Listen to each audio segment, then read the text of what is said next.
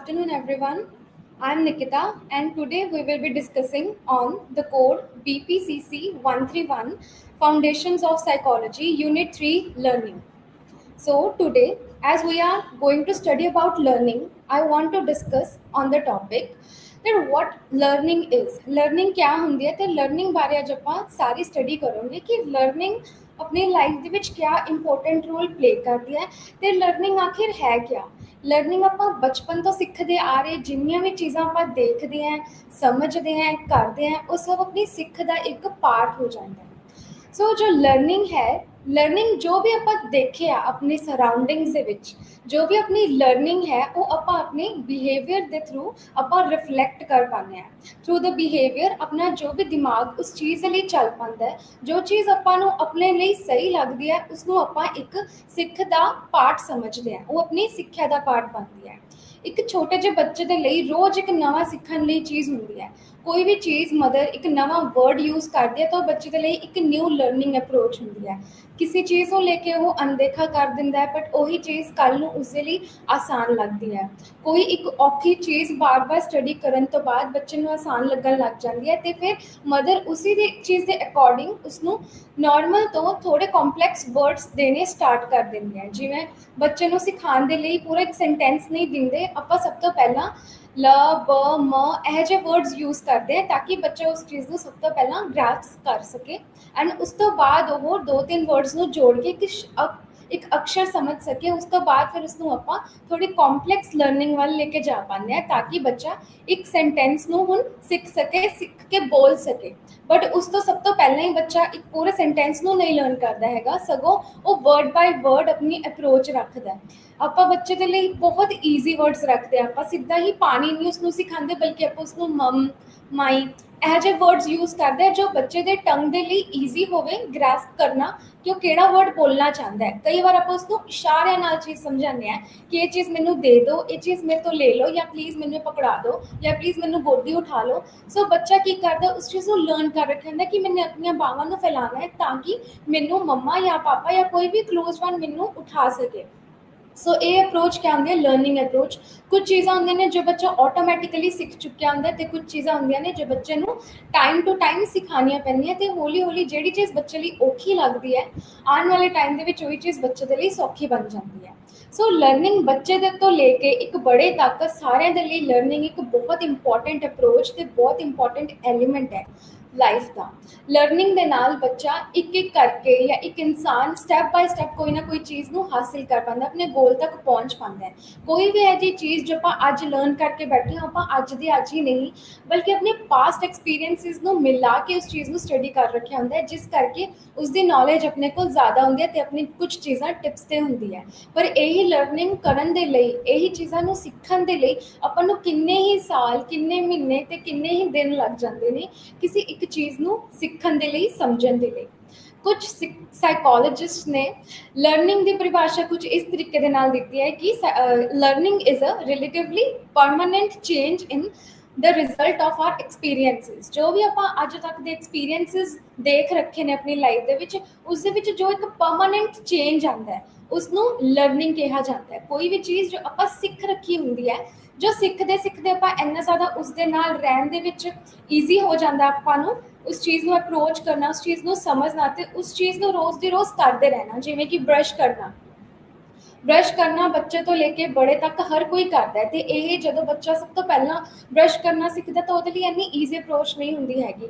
ਕਈ ਵਾਰ ਉਸਨੂੰ ਪਕੜਨਾ ਨਹੀਂ ਆਉਂਦਾ ਹੈਗਾ ਕਿ ਬ੍ਰਸ਼ ਨੂੰ ਪਕੜਨਾ ਕਿੱਦਾਂ ਉਸਨੂੰ ਯੂਜ਼ ਕਿੱਦਾਂ ਕਰਨਾ ਤੇ ਇਹੀ ਅਪਰੋਚ ਹੁਣ ਰੋਜ਼ ਕਰਦੇ ਜੇ ਆਪਾਂ ਇੰਨੀ ਜ਼ਿਆਦਾ ਚੰਗੀ ਤਰ੍ਹਾਂ ਸਿੱਖ ਚੁੱਕੇ ਕਿ ਆਪਾਂ ਨੂੰ ਇਹਨਾਂ ਧਿਆਨ ਲਗਾਉਣ ਦੀ ਜ਼ਰੂਰਤ ਨਹੀਂ ਪੈਂਦੀ ਕਿ ਆਪਾਂ ਨੂੰ ਬ੍ਰਸ਼ ਨੂੰ ਪਕੜਨਾ ਕਿੱਦਾਂ ਜਾਂ ਆਪਾਂ ਨੂੰ ਬ੍ਰਸ਼ ਕਰਨਾ ਕਿੱਦਾਂ ਚਾਹੀਦਾ ਹੈ ਔਰ what is a correct way of doing brush ਕਿਉਂਕਿ ਉਸਨੂੰ ਕਰਨ ਦੀ ਆਦਤ ਪੈ ਚੁੱਕੀ ਹੁੰਦੀ ਹੈ। ਆਪਾਂ ਉਸ ਚੀਜ਼ ਨੂੰ ਰੋਜ਼ ਆਪਣੀ ਪਰਮਾਨੈਂਟ ਲਾਈਫ ਦੇ ਵਿੱਚ ਆਪਾਂ ਉਸਨੂੰ ਇਨਕਲੂਡ ਕਰ ਲਿੱਤਾ ਹੁੰਦਾ ਕਿਉਂਕਿ ਉਹ ਟੈਂਪਰੇਰੀ ਨਹੀਂ ਹੁੰਦਾ ਹੈਗਾ ਉਹ ਚੀਜ਼ ਆਪਾਂ ਸਿੱਖੀ ਹੁੰਦੀ ਹੈ। ਕੋਈ ਵੀ ਚੀਜ਼ ਜੋ ਪਰਮਾਨੈਂਟ ਹੁੰਦੀ ਹੈ ਜੋ ਆਪਣੇ ਐਕਸਪੀਰੀਐਂਸਿਸ ਦੇ ਨਾਲ ਵੱਧਦੀ ਜਾਂਦੀ ਹੈ ਦੈਟ ਇਜ਼ ਲਰਨਿੰਗ। ਕਈ ਵਾਰ ਬਿਮਾਰ ਹੁੰਦੇ ਆ ਤਾਂ ਆਪਾਂ ਨੂੰ ਡੋਜ਼ ਦਿੱਤੀ ਜਾਂਦੀ ਹੈ ताकि ਆਪਾਂ ਨੂੰ ਥੋੜਾ ਨਸ਼ਾ ਚੜ ਸਕੇ ਦਵਾਈ ਦਾ। ਉਹ ਜਿਹੜਾ ਨਸ਼ਾ ਹੈ ਤੇ ਨਸ਼ੇ ਦੇ ਵਿੱਚ ਜਦੋਂ ਇੱਕ ਪੇਸ਼ੈਂਟ ਸੋ ਰਿਹਾ ਹੁੰਦਾ ਹੈ, ਉਹ ਇੱਕ ਆਦਤ ਨਹੀਂ ਹੁੰਦੀ ਹੈਗੀ, ਉਹ ਸਿਰਫ ਇੱਕ ਇਨਫਿਊਜ਼ਡ ਲਰਨਿੰਗ ਹੁੰਦੀ ਹੈ। ਉਹ ਇੱਕ ਟੈਂਪਰੇਰੀ ਬਿਹੇਵੀਅਰ ਹੁੰਦਾ ਇਨਸਾਨ ਦਾ, ਜੋ ਸਿਰਫ ਉਸ ਬਿਮਾਰ ਹੋਣ ਤੱਕ ਦੇ ਲਈ ਹੀ ਉਹ ਚੀਜ਼ ਰਹੀ ਜਾਂਦੀ ਹੈ। ਪਰ ਉਹ ਇੱਕ ਇਹੋ ਜਿਹੀ ਚੀਜ਼ ਨਹੀਂ ਹੈ ਜੋ ਲਰਨ ਕੀਤੀ ਹੁੰਦੀ ਹੈ, ਕਿਉਂਕਿ ਮਾਈਂਡ ਨੂੰ ਪਤਾ ਹੁੰਦਾ ਕਿ this is temporary and I have to deal with this situation. So ਜੋ ਲਰਨਿੰਗ ਹੈ ਉਹ ਆਪਣੀ ਡੇ ਟੂ ਡੇ ਐਕਟੀਵਿਟੀਜ਼ ਦਾ ਪਾਰਟ ਹੈ, ਤੇ ਲਰਨ ਆਪਾਂ ਰੋਜ਼ ਕਰਦੇ ਰਹਿੰਦੇ ਹਾਂ। ਕਈ ਵਾਰੀ ਆਪਾਂ ਗਲਤੀਆਂ ਕਰਦੇ ਹਾਂ, ਸਿੱਖਦੇ ਹਾਂ, ਤੇ ਜਦ ਆਪਾਂ ਸਿੱਖ ਕੇ ਉਸ ਚੀਜ਼ ਨੂੰ ਇੰਪਰੂਵ ਕਰਦੇ ਹਾਂ ਤਾਂ ਆਪਣੀ ਲਰਨਿੰਗ ਦਾ ਹਿੱਸਾ ਬਣ ਜਾਂਦੀ ਹੈ, ਕਿਉਂਕਿ ਉਹ ਇੱਕ ਐਕਟਿਵ ਐਂਡ ਇੱਕ ਕੌਨਸ਼ੀਅਸ ਅਪਰੋਚ ਹੁੰਦੀ ਹੈ towards learning. So what are the types of learning? So there are four types of learning. So first is motor learning. So motor learning is the part of our behavior ਜਿਹਦੇ ਵਿੱਚ ਆਪਾਂ movement ਕਰਦੇ ਹਾਂ। Motor ਯਾਨੀ ਜਿਹੜੀ ਆਪਣੀ physical activity ਹੁੰਦੀ ਹੈ, ਜਿਵੇਂ ਛੋਟਾ ਬੱਚਾ ਵਾਕ ਕਰਨਾ ਸਿੱਖਦਾ ਹੈ, ਕ੍ਰॉल ਕਰਨਾ ਸਿੱਖਦਾ ਹੈ, ਬੋਲਣਾ ਸਿੱਖਦਾ ਹੈ, ਚੱਲਣਾ ਸਿੱਖਦਾ ਹੈ, ਕਿਸੇ ਚੀਜ਼ ਨੂੰ ਪਕੜਨਾ ਸਿੱਖਦਾ ਹੈ, ਕਿਸੇ ਚੀਜ਼ ਨੂੰ ਛੱਡਣਾ ਸਿੱਖਦਾ ਹੈ, ਤੇ ਕਿਸੇ ਚੀਜ਼ ਨੂੰ ਟੱਚ ਕਰਨਾ ਸਿੱਖਦਾ ਹੈ। ਇਹ ਸਾਰੇ ਮੋਟਰ ਲਰਨਿੰਗ ਦਾ ਪਾਰਟ ਹੈ। So motor learning includes the activity, the conscious activity of the body। ਜਦੋਂ ਬੋਡੀ ਹਿੱਲ ਰਹੀ ਹੁੰਦੀ ਹੈ, ਚੱਲ ਰਹੀ ਹੁੰਦੀ ਹੈ, ਬੈਠੀ ਹੁੰਦੀ ਹੈ, ਜਾਂ ਕੋਈ ਨਾ ਕੋਈ ਇੱਕ ਅਪਰੋਚ ਕਰ ਰਹੀ ਹੁੰਦੀ ਹੈ, ਇੰਸਟੈਡ ਆਫ ਇੱਕ ਜਗ੍ਹਾ ਟਿਕ ਕੇ ਬੈਠਣ ਨਾਲੋਂ ਜਦੋਂ ਬੱਚਾ ਬਾਰ-ਬਾਰ ਚੱਲ ਰਿਹਾ ਹੁੰਦਾ ਹੈ, ਹਿੱਲ ਰਿਹਾ ਹੁੰਦਾ ਹੈ, ਸਿੱਖ ਰਿਹਾ ਹੁੰਦਾ ਹੈ, ਪਾਣੀ ਪੀ ਰਿਹਾ ਹੁੰਦਾ ਹੈ, ਕੁਝ ਖਾ ਰਿਹਾ ਹੁੰਦਾ ਹੈ, ਇਹ ਸਭ ਮੋਟਰ ਐਕਟੀਵਿਟੀ ਦਾ ਪਾਰਟ ਬਣ ਜਾਂਦੇ ਆ ਜਦੋਂ ਕੋਈ ਨਾ ਕੋਈ ਬੋਡੀ ਦਾ ਪਾਰਟ ਹਿੱਲ ਰਿਹਾ ਹੁੰਦਾ ਹੈ, ਜਾਂ ਫਿਰ ਪੂਰੀ ਹੀ ਬੋਡੀ ਬੱਚਾ ਇੱਕ ਪਾਸੇ ਤੋਂ ਦੂਸਰੇ ਪਾਸੇ ਤੱਕ ਜਾਣ ਦੇ ਲਈ ਹਿਲਾਉਂਦਾ ਹੈ। ਜਾਂ ਫਿਰ ਆਪਾਂ ਜਦ ਵੀ ਇੱਕ ਜਗ੍ਹਾ ਤੋਂ ਦੂਸਰੀ ਜਗ੍ਹਾ ਜਾਂਦੇ ਹਾਂ, ਸੋ ਉਸ ਦੇ ਵਿੱਚ ਆਪਣੀ ਮੋਟਰ ਐਕਟੀਵਿਟੀ ਹੋ ਰਹੀ ਹੁੰਦੀ ਹੈ। And that's how a child learns motor activities. Motor learning that is walk, crawl, talk, grasp ਕਰਨਾ, ਕਿਸੇ ਚੀਜ਼ ਨੂੰ ਛੱਡਣਾ, ਠੀਕ ਹੈ। Second is verbal learning. So this learning includes all the verbal aspects of words। किसी भी चीज़, कोई भी चीज़ बोलनी है, लिखनी है, समझनी है, उसका मीनिंग ਲੱਭਣਾ ਹੈ, ਤੇ ਉਸ मीनिंग ਤੋਂ ਕਿਸੇ ਚੀਜ਼ ਨੂੰ ਦਿਮਾਗ ਦੇ ਵਿੱਚ ਮੈਂਟਲੀ ਪ੍ਰੋਸੈਸ ਕਰਨਾ ਹੈ, that is a part of verbal learning। ਉਹ verbal learning ਉਹ ਹੁੰਦੀ ਹੈ ਜਿਹਦੇ ਵਿੱਚ ਆਪਾਂ मीनिंग ਲੱਭਦੇ ਹਾਂ, ਆਪਾਂ मीनिंग ਦੇ ਥਰੂ ਕਿਸੇ ਚੀਜ਼ ਨੂੰ ਸਮਝ ਪਾਉਂਦੇ ਹਾਂ। ਜੇ ਆਪਾਂ ਬੱਚੇ ਨੂੰ ਇੱਕ ਪਿਕਚਰ ਦਿਖਾਈਏ ਜਿਸ ਦੇ ਉੱਤੇ ਐਪਲ ਬਣਿਆ ਹੁੰਦਾ ਹੈ, ਸੋ ਐਪਲ ਦੇਖ ਕੇ ਬੱਚਾ ਸਮਝ ਜਾਂਦਾ ਹੈ ਕਿ this is Apple, Apple the taste ਕਿੱਦਾਂ ਦਾ ਹੈ, ਮੇਰਾ ਐਪਲ ਖਾਣ ਦਾ ਮਨ ਕਰ ਰਿਹਾ ਹੈ ਜਾਂ ਨਹੀਂ ਕਰ ਰਿਹਾ। ਔਰ ਫॉर दैट मैटर ਜੇ ਬੱਚਾ ਬਹੁਤ ਛੋਟਾ ਹੁੰਦਾ, ਵਰਡ ਤਾਂ ਨਹੀਂ ਬੋਲ ਪਾਉਂਦਾ, ਬਟ ਉਸ ਚੀਜ਼ ਦੇ ਇਸ਼ਾਰਿਆਂ ਦੇ ਨਾਲ ਉਸ ਚੀਜ਼ ਨੂੰ ਐਕਸਪਲੇਨ ਕਰ ਪਾਉਂਦਾ ਕਿ I want to eat apple. ਤੇ ਜੇ ਬੱਚਾ ਬੋਲਣਾ ਥੋੜਾ ਸਿੱਖ ਜਾਂਦਾ ਹੈ, like baby is 3+ years, so baby क्या करेगा कि उस चीज़ को देख के एप्पल बोलेगा, एप्पल तो कहेगा कि मैं खाना चाहता है। So that's how a child can respond to the picture. उन्होंने एप्पल की पिक्चर देखी, एप्पल को देख के उसने डिफाइन किया, A for apple, B for ball. So this is verbal learning. When we learn और our approach of learning is towards verbal. ਜਦੋਂ ਵਰਬਲੀ ਆਪਾਂ ਐਕਸਪੀਰੀਅੰਸ ਨੂੰ ਐਕਸਪਲੇਨ ਕਰ ਪਾਉਂਦੇ ਹਾਂ ਕਿ this is how apple looks and this is how apple taste and Apple ਖਾਣ ਦਾ ਮੇਰਾ ਮਨ ਹੈ, ਜਾਂ ਫਿਰ apple is red in colour or apple is green in color, the golden apple। so ਬੱਚਾ differentiate ਕਰ ਪਾਉਂਦਾ ਹੈ ਕਿ what he wants to eat, ਜਾਂ ਫਿਰ what is the meaning of that alphabet or that fruit। And ਉਹਨੂੰ ਜੇ ਆਪਾਂ ਰੀਅਲ ਐਕਸਪੋਜਰ ਦਿੰਦੇ ਹਾਂ ਉਸ ਚੀਜ਼ ਦਾ, ਤਾਂ ਆਪਾਂ ਡਿਫਰੈਂਸ਼ੀਏਟ ਕਰਵਾ ਪਾਉਂਦੇ ਹਾਂ ਕਿ ਇਸ ਦਾ ਮੀਨਿੰਗ ਕਿਆ ਹੈ, ਇਸ ਵਰਡ ਦਾ ਮੀਨਿੰਗ ਕਿਆ ਹੈ, ਇਸ ਫਰੂਟ ਕਿਹੜੇ ਕਿਹੜੇ ਅਲੱਗ-ਅਲੱਗ ਫਰੂਟ ਹੁੰਦੇ ਨੇ, ਜਾਂ ਫਿਰ ਪੇਰੈਂਟਸ ਦੇ ਨੇਮ ਹੋ ਗਏ mother, father, mother figure, father figure, male, female. So ਬੱਚੇ ਦੇ ਲਈ ਇਹ ਚੀਜ਼ ਨੂੰ ਲਰਨ ਕਰਨਾ ਈਜ਼ੀ ਹੋ ਜਾਂਦਾ ਹੈ। ਜਿਹੜੀ ਵੀ ਚੀਜ਼ ਆਪਾਂ ਲਰਨ ਕਰਦੇ ਹਾਂ ਥਰੂ ਦ ਮੀਨਿੰਗ, ਕਿਸੇ ਨਾ ਕਿਸੇ ਚੀਜ਼ ਦਾ ਜਦੋਂ ਕੁਛ ਮੀਨਿੰਗ ਬਣ ਰਿਹਾ ਹੁੰਦਾ, ਕੋਈ ਅੰਗ ਬਣ ਰਿਹਾ ਹੁੰਦਾ, ਕਿਸੇ ਚੀਜ਼ ਨੂੰ ਆਪਾਂ ਸਮਝ ਪਾਉਂਦੇ ਹਾਂ, ਚਾਹੇ ਆਪਾਂ ਦੇਖ ਕੇ, ਚਾਹੇ ਆਪਾਂ ਲਿਖ ਕੇ, ਚਾਹੇ ਆਪਾਂ ਸਮਝ ਕੇ, ਚਾਹੇ ਆਪਾਂ ਸੁਣ ਕੇ ਉਸ ਚੀਜ਼ ਨੂੰ ਆਪਾਂ ਲਿਖ ਪਾਈਏ ਜਾਂ ਸਮਝ ਪਾਈਏ, ਉਹ ਵਰਬਲ ਲਰਨਿੰਗ ਦਾ ਪਾਰਟ ਬਣ ਜਾਂਦਾ ਹੈ। Then is concept learning। Concept learning, again it is somewhat similar to verbal learning, but in concept learning it is more of like ਜਦੋਂ ਆਪਾਂ ਕਿਸੇ ਚੀਜ਼ ਦਾ concept ਸਮਝ ਪਾਉਂਦੇ ਹਾਂ ਕਿ how a remote works, how AC works, how blackboard works, how laptop works, ਤਾਂ ਇਹਦੇ ਵਿੱਚ ਕੀ ਆ ਜਾਂਦਾ ਹੈ, ਉਸ ਚੀਜ਼ ਦੀ ਸਿੱਖ ਆ ਜਾਂਦੀ ਹੈ ਕਿ ਇਸ ਚੀਜ਼ ਨੂੰ ਆਪਾਂ ਸਿੱਖਿਆ ਕਿੱਦਾਂ। ਉਸਦਾ ਇੱਕ concept ਹੁੰਦਾ ਹੈ, ਕੋਈ ਚੀਜ਼ ਆਪਾਂ ਲਰਨ ਕਰਨੀ ਹੈ, ਕੋਈ ਚੈਪਟਰ ਲਰਨ ਕਰਨਾ, ਸੋ ਸਭ ਤੋਂ ਪਹਿਲਾਂ ਆਪਾਂ ਉਸਦਾ concept ਸਮਝ ਪਾਉਂਗੇ। And that's how learning takes place in the form of concept। ਆਪਾਂ concept ਦੇ ਅਕੋਰਡਿੰਗ ਉਸ ਚੀਜ਼ ਨੂੰ ਸਿੱਖ ਪਾਉਂਦੇ ਹਾਂ, ਯੂਜ਼ ਕਰ ਪਾਉਂਦੇ ਹਾਂ, ਤੇ ਉਸ ਨੂੰ ਆਪਣੇ ਹੀ ਮੀਨਿੰਗ ਦੇ ਨਾਲ, ਆਪਣੇ ਹੀ ਇੱਕ ਈਜ਼ੀ ਚੀਜ਼ ਦੇ ਨਾਲ ਆਪਾਂ ਉਸ ਚੀਜ਼ ਨੂੰ ਐਕਸਪਲੇਨ ਕਰ ਪਾਉਂਦੇ ਹਾਂ, ਕੰਪਲੈਕਸ ਤੋਂ ਸਿੰਪਲ ਜਿਸ ਤਰੀਕੇ ਦੇ ਨਾਲ ਆਪਾਂ ਉਸ ਚੀਜ਼ ਨੂੰ ਸਮਝ ਕੇ ਅੱਗੇ ਪਾਸ ਔਨ ਕਰ ਪਾਉਂਦੇ ਹਾਂ। ਕਿਸੇ ਨੂੰ ਆਪਾਂ ਕੋਈ ਚੀਜ਼ ਸਿਖਾਣੀ ਹੈ, ਪਰ ਸਭ ਤੋਂ ਪਹਿਲਾਂ ਆਪਾਂ ਜਿਹੜੀ ਚੀਜ਼ ਨੂੰ ਲਰਨ ਕਰ ਰੱਖਿਆ ਹੁੰਦਾ ਹੈ, ਜਿਵੇਂ ਆਪਾਂ ਨੂੰ ਈਜ਼ੀਲੀ ਉਹ ਚੀਜ਼ ਸਮਝ ਆਉਂਦੀ ਹੈ, ਤਾਂ ਫਿਰ ਆਪਣੀ ਇੱਕ ਟਰਾਈ ਹੁੰਦੀ ਹੈ ਕਿ ਆਪਾਂ ਦੂਸਰੇ ਇਨਸਾਨ ਨੂੰ ਵੀ ਉਸੇ ਇੱਕ ਈਜ਼ੀ ਕੰਸੈਪਟ ਦੇ ਨਾਲ, ਇੱਕ ਈਜ਼ੀ ਫਾਰਮੇਸ਼ਨ ਦੇ ਨਾਲ ਆਪਾਂ ਸਮਝਾ ਪਾਈਏ। And that's how concept learning takes place, then in the sense that we learn through the concept, through the meaning, through the definition, or through the process, or through the meaning stages। ਇਹ ਸਾਰੇ ਆਪਣੇ concept formation ਦੇ ਵਿੱਚ include ਹੁੰਦੇ ਨੇ। then comes discrimination learning। discrimination learning यानी ਜਦੋਂ ਆਪਾਂ ਇੱਕ ਚੀਜ਼ ਨੂੰ, ਇੱਕ ਲਰਨਿੰਗ ਨੂੰ ਆਪਾਂ ਦੂਸਰੀ ਲਰਨਿੰਗ ਤੋਂ ਡਿਫਰੈਂਸ਼ੀਏਟ ਕਰ ਪਾਈਏ ਕਿ ਇਸ ਦੋਨਾਂ ਚੀਜ਼ਾਂ ਦੇ ਵਿੱਚ ਡਿਫਰੈਂਸ ਕੀ ਹੈ। ਉਹ ਡਿਫਰੈਂਸ ਹੀ ਐਕਸਪਲੇਨ ਕਰਦਾ ਹੈ, ਇਲੈਬੋਰੇਟ ਕਰ ਪਾਉਂਦਾ ਹੈ ਕਿ what is the difference between the things that we have learned in our past and that the learning which we are doing in the present and that we will be doing in our future। ਕੋਈ ਆਪਣੇ past ਦੀ learning, present ਦੀ learning ਤੇ future ਦੀ learning, ਇਸ ਚੀਜ਼ਾਂ ਦੇ ਵਿੱਚ ਕੀ difference ਹੈ। ਜਿਵੇਂ ਕੋਈ ਪੁਰਾਣਾ, ਕਿਸੇ ਨੇ ਕੁਝ ਪਾਸਟ ਦੇ ਵਿੱਚ ਕੋਈ ਗਲਤੀ ਕਰ ਰੱਖੀ ਹੋਵੇ, ਉਸ ਗਲਤੀ ਨੂੰ ਹੁਣ ਉਹੀ ਸੇਮ ਸਿਚੁਏਸ਼ਨ ਉਸ ਇਨਸਾਨ ਦੇ ਅੱਗੇ ਪ੍ਰੈਜ਼ੈਂਟ ਦੇ ਵਿੱਚ ਵੀ ਆ ਚੁੱਕੀ ਹੈ। ਸੋ ਵਾਟ ਹੀ ਵਿਲ ਡੂ ਇਜ਼, ਜੋ ਗਲਤੀਆਂ ਉਹਨੇ ਪਾਸਟ ਦੇ ਵਿੱਚ ਕੀਤੀਆਂ ਨੇ, ਹੁਣ ਉਸਨੂੰ ਯਾਦ ਰਹੇਗਾ ਕਿ ਜੋ ਗਲਤੀਆਂ ਮੇਰੇ ਪਾਸਟ ਵਿੱਚ ਹੋ ਚੁੱਕੀਆਂ ਨੇ, ਮੈਂ ਇਸ ਪ੍ਰੈਜ਼ੈਂਟ ਮੂਮੈਂਟ ਦੇ ਵਿੱਚ ਉਹ ਚੀਜ਼, ਜਦਕਿ ਸਿਚੁਏਸ਼ਨ ਸਾਰੀ ਸੇਮ ਹੈ, ਸੇਮ ਐਜ਼ ਇਟ ਇਜ਼ ਹੈ, ਬਟ ਦਿਸ ਟਾਈਮ ਮੈਂ ਉਹ ਗਲਤੀ ਦੁਬਾਰਾ ਰਿਪੀਟ ਨਹੀਂ ਕਰੂੰਗਾ, ਕਿਉਂਕਿ ਉਸਦਾ ਕੌਨਸੀਕੁਐਂਸਸ ਮੈਨੂੰ ਮੇਰੇ ਪਾਸਟ ਦੇ ਵਿੱਚ ਯਾਦ ਹੈ ਕਿ ਉਸਦਾ ਕੌਨਸੀਕੁਐਂਸ ਕਿਆ ਰਿਹਾ ਸੀ ਤੇ ਮੈਨੂੰ ਕਿਸ ਕਿਸ ਕੌਨਸੀਕੁਐਂਸਸ ਦੇ ਵਿੱਚੋਂ ਗੁਜ਼ਰਨਾ ਪਿਆ ਸੀ। ਸੋ ਦੈਟਸ ਵਾਈ ਜੋ ਮੇਰੀ ਪਾਸਟ ਦੀ ਮਿਸਟੇਕ ਹੈ, ਆਪਣੇ ਪ੍ਰੈਜ਼ੈਂਟ ਦੇ ਵਿੱਚ ਮੈਂ ਹਿੰਡਰ ਨਹੀਂ ਕਰਨ ਦਊਂਗਾ।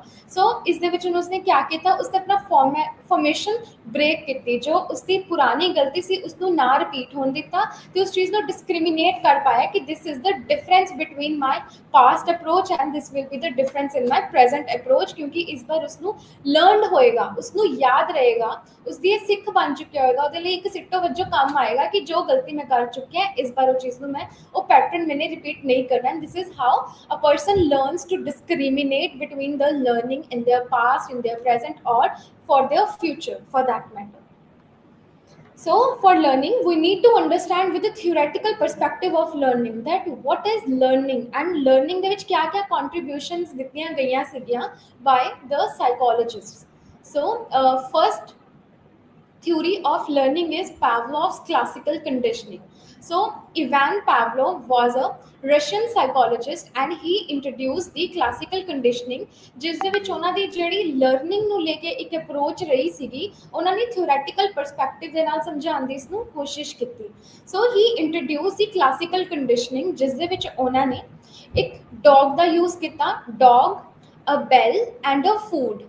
ਸੋ ਇਸ ਦੇ ਵਿੱਚ ਉਹਨਾਂ ਨੇ ਲਰਨਿੰਗ ਦੀ ਕਲਾਸੀਕਲ ਕੰਡੀਸ਼ਨਿੰਗ ਨੂੰ ਐਕਸਪਲੇਨ ਕਰਨ ਦੇ ਲਈ ਉਹਨਾਂ ਨੇ ਇੱਕ ਪੂਰਾ ਸੈਟਅਪ ਬਣਾਇਆ ਇੱਕ ਰੂਮ ਦੇ ਵਿੱਚ, ਜਿਸ ਦੇ ਵਿੱਚ ਉਹਨਾਂ ਨੇ ਇੱਕ ਡੌਗ ਨੂੰ ਇੱਕ ਚੈਂਬਰ ਦੇ ਵਿੱਚ ਰੱਖਿਆ ਐਂਡ ਉਸ ਚੈਂਬਰ ਦੇ ਵਿੱਚ ਉਹਨਾਂ ਨੇ ਸਲਾਈਵਾ ਕਲੈਕਟ ਕਰਨ ਲਈ, ਜੋ ਡੌਗ ਦੇ ਟੰਗ ਦੇ ਥਰੂ ਇੱਕ ਸਲਾਈਵਾ ਨਿਕਲਦਾ, ਉਸ ਤੋਂ ਚੈੱਕ ਕਰਨ ਦੇ ਲਈ ਉਹਨਾਂ ਨੇ ਇੱਕ ਟਰੇ ਰੱਖੀ ਗਈ, ਜਿਸ ਦੇ ਥਰੂ ਉਹ ਉਸਦਾ ਸਲਾਈਵਾ ਚੈੱਕ ਕਰ ਸਕਣ ਕਿ ਇਸਦਾ ਇੱਕ ਟਾਈਮ ਦੇ ਵਿੱਚ ਕਿੰਨਾ ਸਲਾਈਵਾ ਨਿਕਲ ਪਾਉਂਦਾ ਹੈ। ਠੀਕ ਹੈ। ਐਂਡ ਇੱਕ ਬਜ਼ਰ ਰੱਖਿਆ ਗਿਆ ਸਾਈਡ ਤੇ, ਇੱਕ ਬੈਲ ਦੇ ਤੌਰ ਤੇ, ਐਂਡ ਜਿਸ ਨੂੰ ਲੈ ਕੇ ਡੌਗ ਅਨਅਵੇਅਰ ਸੀਗਾ, ਐਂਡ ਇੱਕ ਬੈਲ ਰੱਖੀ ਗਈ ਸਾਹਮਣੇ, ਐਂਡ ਇੱਕ ਖਾਣੇ ਦੇ ਲਈ ਇੱਕ ਚੈਂਬਰ ਦੇ ਵਿੱਚ ਇੱਕ ਟਰੇ ਇੱਕ ਹੋਰ ਰੱਖੀ ਗਈ, ਜਿਸ ਦੇ ਵਿੱਚ ਜਦੋਂ ਵੀ ਉਹ ਬੈਲ ਵਜਾਉਂਦੇ ਤਾਂ ਖਾਣਾ ਮਿਲਦਾ। ਸੋ ਵਟ Pavlov did was, ਉਹਨਾਂ ਨੇ ਇੱਕ ਰੂਮ ਦੇ ਵਿੱਚ ਇੱਕ ਕਾਫੀ ਜਿਹੜਾ ਇੱਕ ਸੁਨਸਾਨ ਜਿਹਾ ਰੂਮ ਸੀਗਾ, ਕਾਫੀ ਸ਼ਾਂਤੀ ਸੀ ਉਸ ਰੂਮ ਦੇ ਵਿੱਚ, ਤੇ ਇੱਕ ਹੰਗਰੀ ਡੌਗ ਨੂੰ ਉਸ ਦੇ ਵਿੱਚ ਰੱਖਿਆ ਗਿਆ ਉਸ ਛੋਟੇ ਜਿਹੇ ਚੈਂਬਰ ਦੇ ਵਿੱਚ। ਐਂਡ ਚੈਂਬਰ ਦੇ ਵਿੱਚ ਡੌਗ ਦੇ ਅਰਾਊਂਡ ਇੱਕ ਟਰੇ ਰੱਖੀ ਗਈ ਐਂਡ ਉਸਦਾ ਸੈਂਸੇਸ਼ਨਸ ਚੈੱਕ ਕਰਨ ਦੇ ਲਈ ਇੱਕ ਬੈਲ ਲਗਾ ਦਿੱਤੀ ਗਈ। ਐਂਡ ਵਾਟ ਹੀ ਡਿਡ ਵਾਸ, ਉਸਨੇ ਖਾਣਾ ਪ੍ਰੈਜ਼ੈਂਟ ਕੀਤਾ, ਪਰ ਖਾਣਾ ਪ੍ਰੈਜ਼ੈਂਟ ਕਰਨ ਤੋਂ ਪਹਿਲਾਂ ਉਹਨਾਂ ਨੇ ਇੱਕ ਬੈਲ ਵਜਾਈ। ਸੋ ਬੈਲ ਰਿੰਗ ਕਰਨ ਤੋਂ ਬਾਅਦ ਉਸਦੇ ਕੋਲ ਡੌਗ ਦੇਖਦਾ ਕਿ ਮੈਨੂੰ ਬੈਲ ਵੱਜਣ ਤੋਂ ਬਾਅਦ ਹੀ ਮੈਨੂੰ ਖਾਣਾ ਦਿੱਤਾ ਗਿਆ। ਉਸ ਖਾਣੇ ਤੋਂ ਕਿਆ ਹੋਇਆ, ਡੌਗ ਨੇ ਉਸ ਖਾਣੇ ਨੂੰ ਖਾਇਆ। ਠੀਕ ਹੈ। ਸੋ ਇਹ ਸੀਗਾ ਪਹਿਲਾ ਸਟੈਪ, ਇਹ ਕੰਡੀਸ਼ਨਿੰਗ ਤੋਂ ਪਹਿਲਾਂ ਦਾ ਸਟੈਪ ਸੀਗਾ। ਸੋ ਮੈਂ ਦੱਸਦਾ ਕਿ ਕੰਡੀਸ਼ਨਿੰਗ ਹੁੰਦਾ ਕਿਆ ਹੈ, ਜਦੋਂ ਕਿਸੇ ਚੀਜ਼ ਨੂੰ ਰੈਪੀਟੀਸ਼ਨ ਦੇ ਵਿੱਚ ਜਦ ਆਪਾਂ ਲਰਨ ਕਰ ਲੈਂਦੇ ਆ, ਇੱਕ ਹੈਬਿਟ ਬਣ ਜਾਂਦੀ ਆ, ਉਸ ਨੂੰ ਕੰਡੀਸ਼ਨਿੰਗ ਕਿਹਾ ਜਾਂਦਾ ਹੈ। ਸੋ ਹੈਬਿਟ ਦੇ ਲਈ ਇੱਕ ਕੰਪਲੈਕਸ ਟਰਮ ਔਰ ਇੱਕ ਕਲਾਸੀਕਲ ਵੇ ਦੇ ਵਿੱਚ ਜੇ ਆਪਾਂ ਟਰਮ ਨੂੰ ਸਾਈਕੋਲੋਜੀਕਲ ਪਰਸਪੈਕਟਿਵ ਦੇ ਨਾਲ ਦੇਖਿਆ ਜਾਈਏ, ਤਾਂ ਲਰਨਿੰਗ ਨੂੰ ਜਾਂ ਇੱਕ ਹੈਬਿਟ ਨੂੰ ਇੱਕ ਨਾਮ ਦਿੱਤਾ ਗਿਆ, ਦੈਟ ਇਜ਼ ਕੰਡੀਸ਼ਨਿੰਗ। ਕੰਡੀਸ਼ਨ ਕਿਸੇ ਚੀਜ਼ ਦੀ ਆਦਤ ਪਵਾਣਾ। ਸੋ ਇੱਥੇ ਇੱਕ ਡੌਗ ਦਾ ਯੂਜ਼ ਕੀਤਾ ਗਿਆ, ਜਿਸ ਦੇ ਵਿੱਚ ਡੌਗ ਦੇ ਲਈ ਇੱਕ ਖਾਣਾ ਪ੍ਰੈਜ਼ੈਂਟ ਕੀਤਾ ਗਿਆ, ਪਰ ਖਾਣਾ ਸਿੱਧਾ ਹੀ ਪ੍ਰੈਜ਼ੈਂਟ ਨਹੀਂ ਕੀਤਾ ਗਿਆ। ਸਭ ਤੋਂ ਪਹਿਲਾਂ ਇੱਕ ਬੈਲ ਰਿੰਗ ਕੀਤੀ ਗਈ, ਬੈਲ ਰਿੰਗ ਕਰਨ ਤੋਂ ਬਾਅਦ ਡੌਗ ਦੇ ਅੱਗੇ ਖਾਣਾ ਪ੍ਰੈਜ਼ੈਂਟ ਕੀਤਾ ਗਿਆ, ਜਿਸ ਨੂੰ ਖਾਣੇ ਨੂੰ ਡੌਗ ਨੇ ਖਾਇਆ। ਐਂਡ ਉਸ ਤੋਂ ਬਾਅਦ ਕਿਆ ਹੁੰਦਾ, ਹੁਣ ਇਹੀ ਚੀਜ਼ ਬਾਰ-ਬਾਰ ਰੈਪੀਟੀਸ਼ਨ ਦੇ ਵਿੱਚ ਹੁੰਦੀ ਹੈ। ਸਭ ਤੋਂ ਪਹਿਲਾਂ ਕੰਡੀਸ਼ਨਿੰਗ ਨਹੀਂ ਕਰਵਾਈ ਗਈ। ਜਦੋਂ ਫਸਟ ਟਾਈਮ ਇਹ ਫਸਟ ਵਾਰੀ ਇਹ ਚੀਜ਼ ਹੋਈ, ਬੈਲ ਵੱਜੀ, ਇੱਕ ਰਿੰਗ ਵੱਜੀ, ਜਿਸ ਨੂੰ ਲੈ ਕੇ ਡੌਗ ਬਹੁਤ ਜ਼ਿਆਦਾ ਅਨਅਵੇਅਰ ਸੀਗਾ ਕਿ ਆਵਾਜ਼ ਕਿਉਂ ਆਈ, ਬਟ ਉਸਨੇ ਉਸ ਆਵਾਜ਼ ਨੂੰ ਇਗਨੋਰ ਕਰਦੇ ਹੋਏ ਉਸ ਖਾਣੇ ਦਾ ਇਨਟੇਕ ਕੀਤਾ। ਦ ਮੂਮੈਂਟ ਉਸਨੇ ਉਹ ਖਾਣਾ ਖਾ ਲਿਆ, ਤੇ ਫਿਰ ਉਸ ਤੋਂ ਬਾਅਦ ਉਹ ਸੀਗਾ ਬਿਫੋਰ ਕੰਡੀਸ਼ਨਿੰਗ ਵਾਲਾ ਪੈਟਰਨ। ਉਸ ਤੋਂ ਹੁਣ ਬਾਅਦ ਦੇ ਵਿੱਚ ਕਿਆ ਹੋਇਆ, ਹੁਣ ਡਿਊਰਿੰਗ ਕੰਡੀਸ਼ਨਿੰਗ ਕਿਆ ਹੋਇਆ ਕਿ ਬੈਲ ਰਿੰਗ ਕੀਤੀ ਗਈ, ਫਿਰ ਉਸ ਤੋਂ ਬਾਅਦ ਖਾਣਾ ਦਿੱਤਾ ਗਿਆ। ਬੈਲ ਰਿੰਗ ਕੀਤੀ ਤਾਂ ਖਾਣਾ ਦਿੱਤਾ ਗਿਆ, ਤਾਂ ਹੁਣ ਡੌਗ ਨੂੰ ਇਹ ਚੀਜ਼ ਯਾਦ ਆਈ ਕਿ ਮੈਨੂੰ ਪਹਿਲਾਂ ਫਸਟ ਟਾਈਮ ਜਦੋਂ ਇਹ ਬੈਲ ਰਿੰਗ ਹੋਈ ਸੀਗੀ, ਉਸ ਤੋਂ ਬਾਅਦ ਹੀ ਮੈਨੂੰ ਖਾਣਾ ਦਿੱਤਾ ਗਿਆ ਸੀਗਾ। ਸੋ ਹੁਣ ਵੀ 4-5 ਟਾਈਮਸ ਕਰਨ ਤੋਂ ਬਾਅਦ ਹੁਣ ਡੌਗ ਰਿਅਲਾਈਜ਼ ਕਰਦਾ ਕਿ ਜਦ ਪਹਿਲਾਂ ਖਾਣਾ ਮਿਲਿਆ ਸੀ, ਖਾਣੇ ਤੋਂ ਪਹਿਲਾਂ ਬੈਲ ਵੱਜੀ ਸੀ। ਇਹ ਸਿਮਿਲਰ ਹੀ ਟੋਨ ਸੀਗੀ ਜਦੋਂ ਮੈਨੂੰ ਖਾਣਾ ਪ੍ਰੈਜ਼ੈਂਟ ਕੀਤਾ ਗਿਆ। 4-5 ਟਾਈਮਸ ਇਹ ਚੀਜ਼ ਕਰਨ ਤੋਂ ਬਾਅਦ ਹੁਣ ਕਿਆ ਹੁੰਦਾ ਹੈ, ਆਫਟਰ ਕੰਡੀਸ਼ਨਿੰਗ ਹੁਣ ਕੰਡੀਸ਼ਨਿੰਗ ਕਰਵਾ ਦਿੱਤੀ ਗਈ। ਬੈਲ ਰਿੰਗ ਕੀਤੀ, ਖਾਣਾ ਮਿਲਿਆ, ਬੈਲ ਰਿੰਗ ਕੀਤੀ, ਖਾਣਾ ਮਿਲਿਆ। 4-5 ਟਾਈਮਸ ਜਦੋਂ ਇਹੀ ਰੈਪੀਟੀਸ਼ਨ ਦੇ ਵਿੱਚ ਹੋਇਆ, ਸੋ ਆਫਟਰ ਕੰਡੀਸ਼ਨਿੰਗ ਵਟ ਹੈਪਨਡ ਵਾਸ ਬੈਲ ਵਾਸ ਰੈਂਗ, ਪਰ ਹੁਣ ਕਿਆ ਹੁੰਦਾ ਕਿ ਖਾਣਾ ਨਹੀਂ ਮਿਲਦਾ। ਬਟ ਹੁਣ ਡੌਗ ਨੂੰ ਕੰਡੀਸ਼ਨ ਹੋ ਚੁੱਕਿਆ ਹੈ ਕਿ ਬੈਲ ਰਿੰਗ ਕੀਤੀ ਗਈ ਹੈ, ਪਰ ਮੇਰੇ ਕੋਲ ਹੁਣ ਖਾਣਾ ਆਏਗਾ। ਬੈਲ ਰਿੰਗ ਦੇ ਨਾਲ ਖਾਣਾ ਜਦੋਂ ਆਏਗਾ, ਤਾਂ ਫਿਰ ਉਸ ਨੂੰ ਪਤਾ ਲੱਗ ਗਿਆ ਕਿ ਖਾਣਾ ਮੈਨੂੰ ਇਸ ਬੈਲ ਤੋਂ ਬਾਅਦ ਹੀ ਮਿਲਦਾ ਹੈ। So what Ivan Pavlov and his researchers did was, ਉਸਦਾ ਜਿੰਨਾ ਵੀ ਸਲਾਈਵਾ ਨਿਕਲਦਾ ਹੈ ਉਸਨੂੰ ਉਹ ਰਿਕਾਰਡ ਕਰ ਲੈਂਦੇ ਆ ਕਿ ਆਵਾਜ਼ ਸੁਣਨ ਤੋਂ ਬਾਅਦ ਡੌਗ ਕਿੰਨਾ ਜ਼ਿਆਦਾ ਸਲਾਈਵਾ ਪ੍ਰੋਡਿਊਸ ਕਰਦਾ ਹੈ। So this is how they checked that classical conditioning work ਕਰ ਰਿਹਾ on the dogs। ਸਭ ਤੋਂ ਪਹਿਲਾਂ ਕਿਆ ਕੀਤਾ ਗਿਆ ਸੀਗਾ, ਬੈਲ ਰਿੰਗ ਕੀਤੀ ਗਈ, ਖਾਣਾ ਮਿਲਿਆ, ਬੈਂਗ ਰਿੰਗ ਕੀਤੀ ਗਈ, ਖਾਣਾ ਮਿਲਿਆ। ਸੋ what happened now, bell ring ਕੀਤੀ ਗਈ ਪਰ ਖਾਣਾ ਨਹੀਂ ਮਿਲਿਆ, ਪਰ ਡੌਗ ਨੂੰ ਇਹ ਚੀਜ਼ ਦਾ ਹੁਣ ਆਈਡੀਆ ਲੱਗ ਗਿਆ ਕਿ ਮੈਨੂੰ ਬੈਲ ਰਿੰਗ ਕਰਨ ਤੇ ਖਾਣਾ ਮੈਨੂੰ ਮਿਲਿਆ ਜਾਏਗਾ, ਮੇਰੇ ਅੱਗੇ ਪਰੋਸਿਆ ਜਾਏਗਾ। So this is how a dog learned in the classical setup, in the classical conditioning ਕਿ ਬੈਲ ਰਿੰਗ ਹੋਏਗੀ, ਖਾਣਾ ਮਿਲੇਗਾ।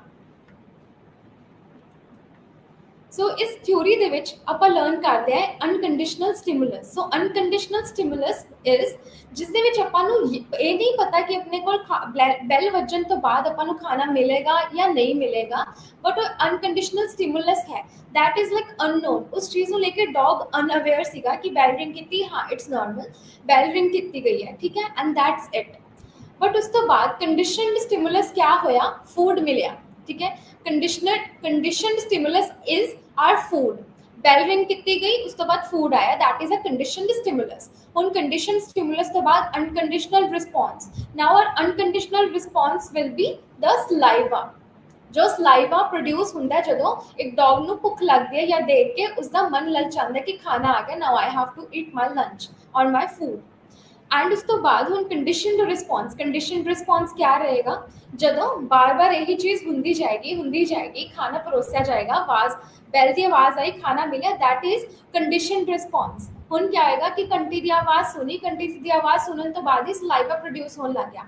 ਖਾਣਾ ਤਾਂ ਹਲੇ ਪਹੁੰਚਿਆ ਵੀ ਨਹੀਂ ਹੈ, ਜਿਸ ਚੀਜ਼ ਨੂੰ ਲੈ ਕੇ ਉਸको ਸਲਾਈਵਾ ਪ੍ਰੋਡਿਊਸ ਹੋ ਰਿਹਾ ਉਹ ਤਾਂ ਹਲੇ ਆਇਆ ਵੀ ਨਹੀਂ ਹੈ, ਬਟ ਉਸਦੇ ਦਿਮਾਗ ਨੂੰ ਇਹ ਕੰਡੀਸ਼ਨ ਹੋ ਗਿਆ ਕਿ ਕਿਉਂਕਿ ਬੈਲ ਰਿੰਗ ਕੀਤੀ ਗਈ ਆ, ਹੁਣ ਖਾਣਾ ਬਸ ਆਂਦਾ ਹੀ ਹੋਗਾ, ਕਿਉਂਕਿ ਬੈਲ ਤੋਂ ਬਾਅਦ ਹੀ ਮੈਨੂੰ ਹਮੇਸ਼ਾ ਖਾਣਾ ਮਿਲਦਾ ਹੈ। So this is how UCS is directly related to CS. Unconditioned stimulus is directly related to conditioned stimulus, and then unconditioned response to our conditioned response. Unconditioned stimulus क्या सीगा अपना, बैल दी रिंग तो बाद कंडीशन स्टिमुलस आया अपना saliva, and saliva तो बाद रिस्पॉन्स आया कि उसनो खाने ਨੂੰ ਦੇਖ ਕੇ ਉਸਦੀ ਅਪਰੋਚ ਰਹੀ ਕਿ ਮੈਨੂੰ ਪਤਾ ਹੈ ਕਿ ਖਾਣਾ ਮੈਨੂੰ ਆਏਗਾ, and that was the response toward the external stimulus. So stimulus is always external and the response is हमेशा on the basis of our stimulus. Stimulus outer environment जो भी ਆਪਾਂ environment ਚੀਜ਼ ਦੇਖਦੇ ਹਾਂ ਉਸਦਾ ਜੋ ਵੀ ਰਿਜ਼ਲਟ ਹੈ ਆਪਣਾ ਨੂੰ ਡਾਇਰੈਕਟ ਰਿਲੇਸ਼ਨ ਹੁੰਦਾ ਹੈ, ਜੋ ਵੀ ਡਾਇਰੈਕਟ ਐਸੋਸੀਏਸ਼ਨ ਹੁੰਦਾ ਹੈ, that is our response towards that stimulus. So for classical conditioning, there were few principles or few patterns that Ivan Pavlov or his researchers noticed. So first is accusation. So accusation is the pattern that is unconditioned stimulus ਦੇ ਨਾਲ ਜੋ ਇੱਕ ਆਪਾਂ ਨੇ pattern learn ਕਰਵਾਇਆ to the dog. That is ਸਭ ਤੋਂ ਪਹਿਲਾਂ bell ring ਕੀਤੀ ਗਈ, ਖਾਣਾ ਮਿਲਿਆ and ਉਸਦਾ response ਰਿਹਾ saliva and he intake the food.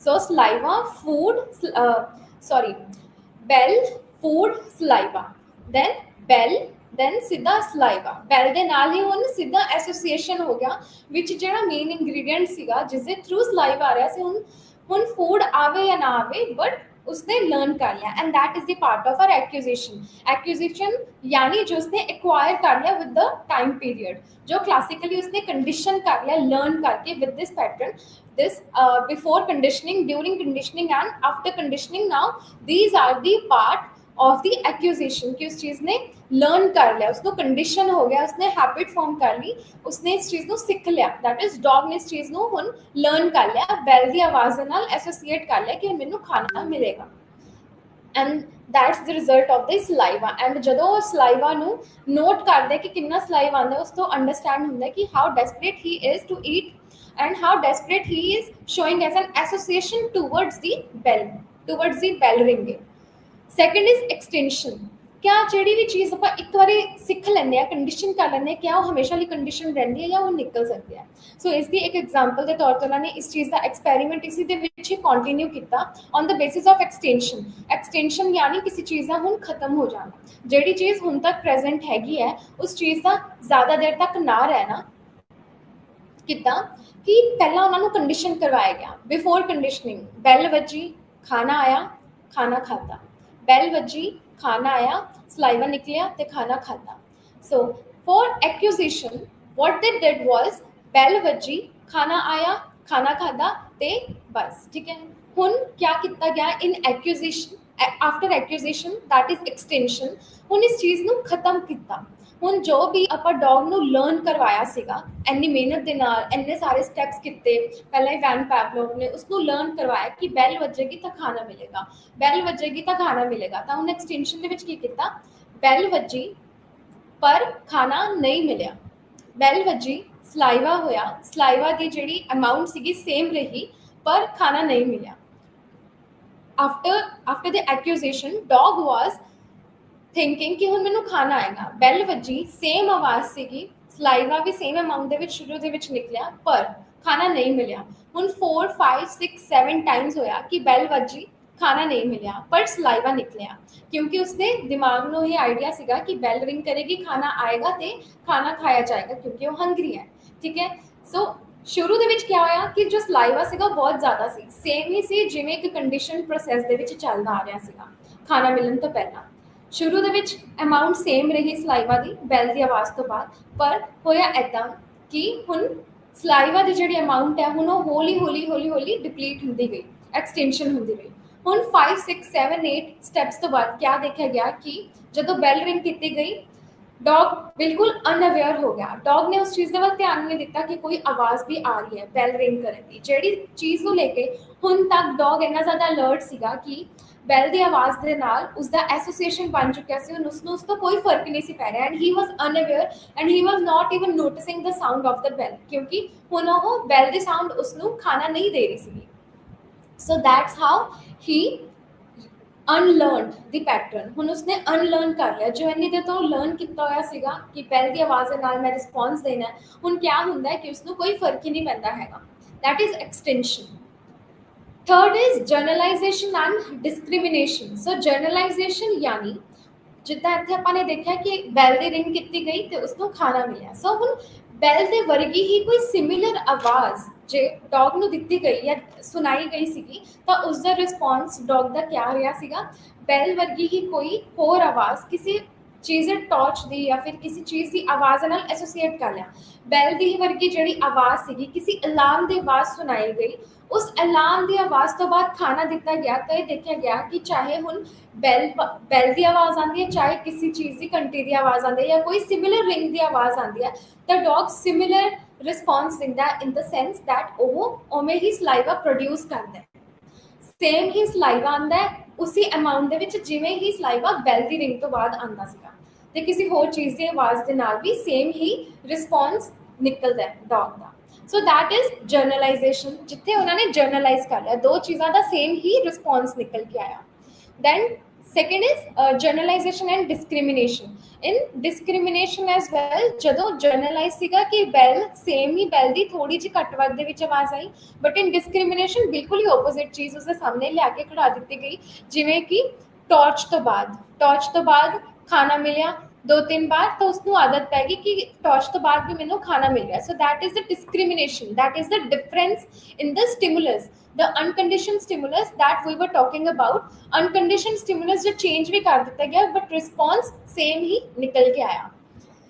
So generalization and discrimination means चाहे similarities होन अपने stimulus ਦੇ ਵਿੱਚ, ਚਾहे differences होन but response came same, similar he response निकल के आंदा। that is food ਤਾਂ ਮਿਲਣਾ ਹੀ ਹੈ, ਤਾਂ food ਦੇ ਨਾਲ response क्या आया, saliva।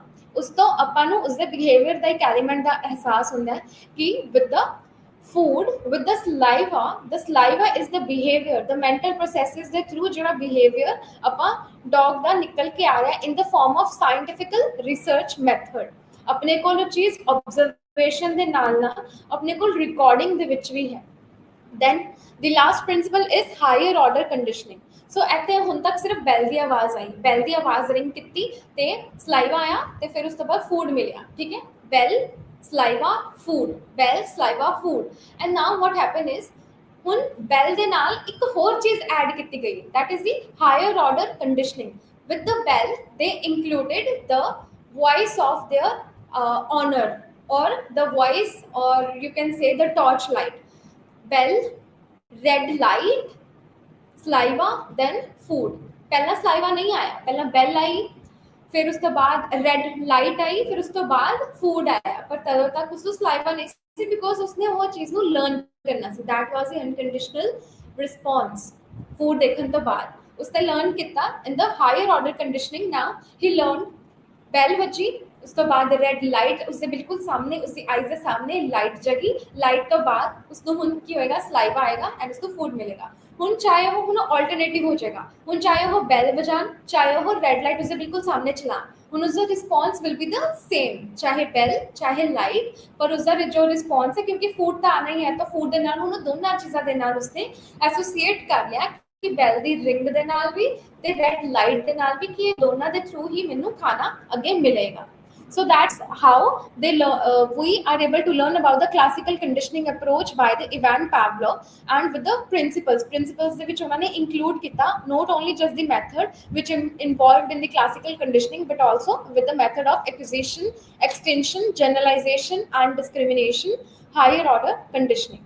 The second theory in our learning is the Little Albert experiment, which was almost related to the same as classical conditioning. जिवें उन्होंने डॉग के उत्ते इवान पैवलोव ने इस चीज़ का एक्सपैरीमेंट किया सीगा, सिमिलरली जे.बी. वॉटसन ने लिटिल एल्बर्ट एक्सपैरीमेंट किया सीगा, जिस दे विच उन्होंने एक बहुत छोटा जिहा बेबी जिसका नाम सीगा एल्बर्ट नाम के एक बेबी नूं उन्होंने अपने एक्सपैरीमेंट दे विच यूज़ किया।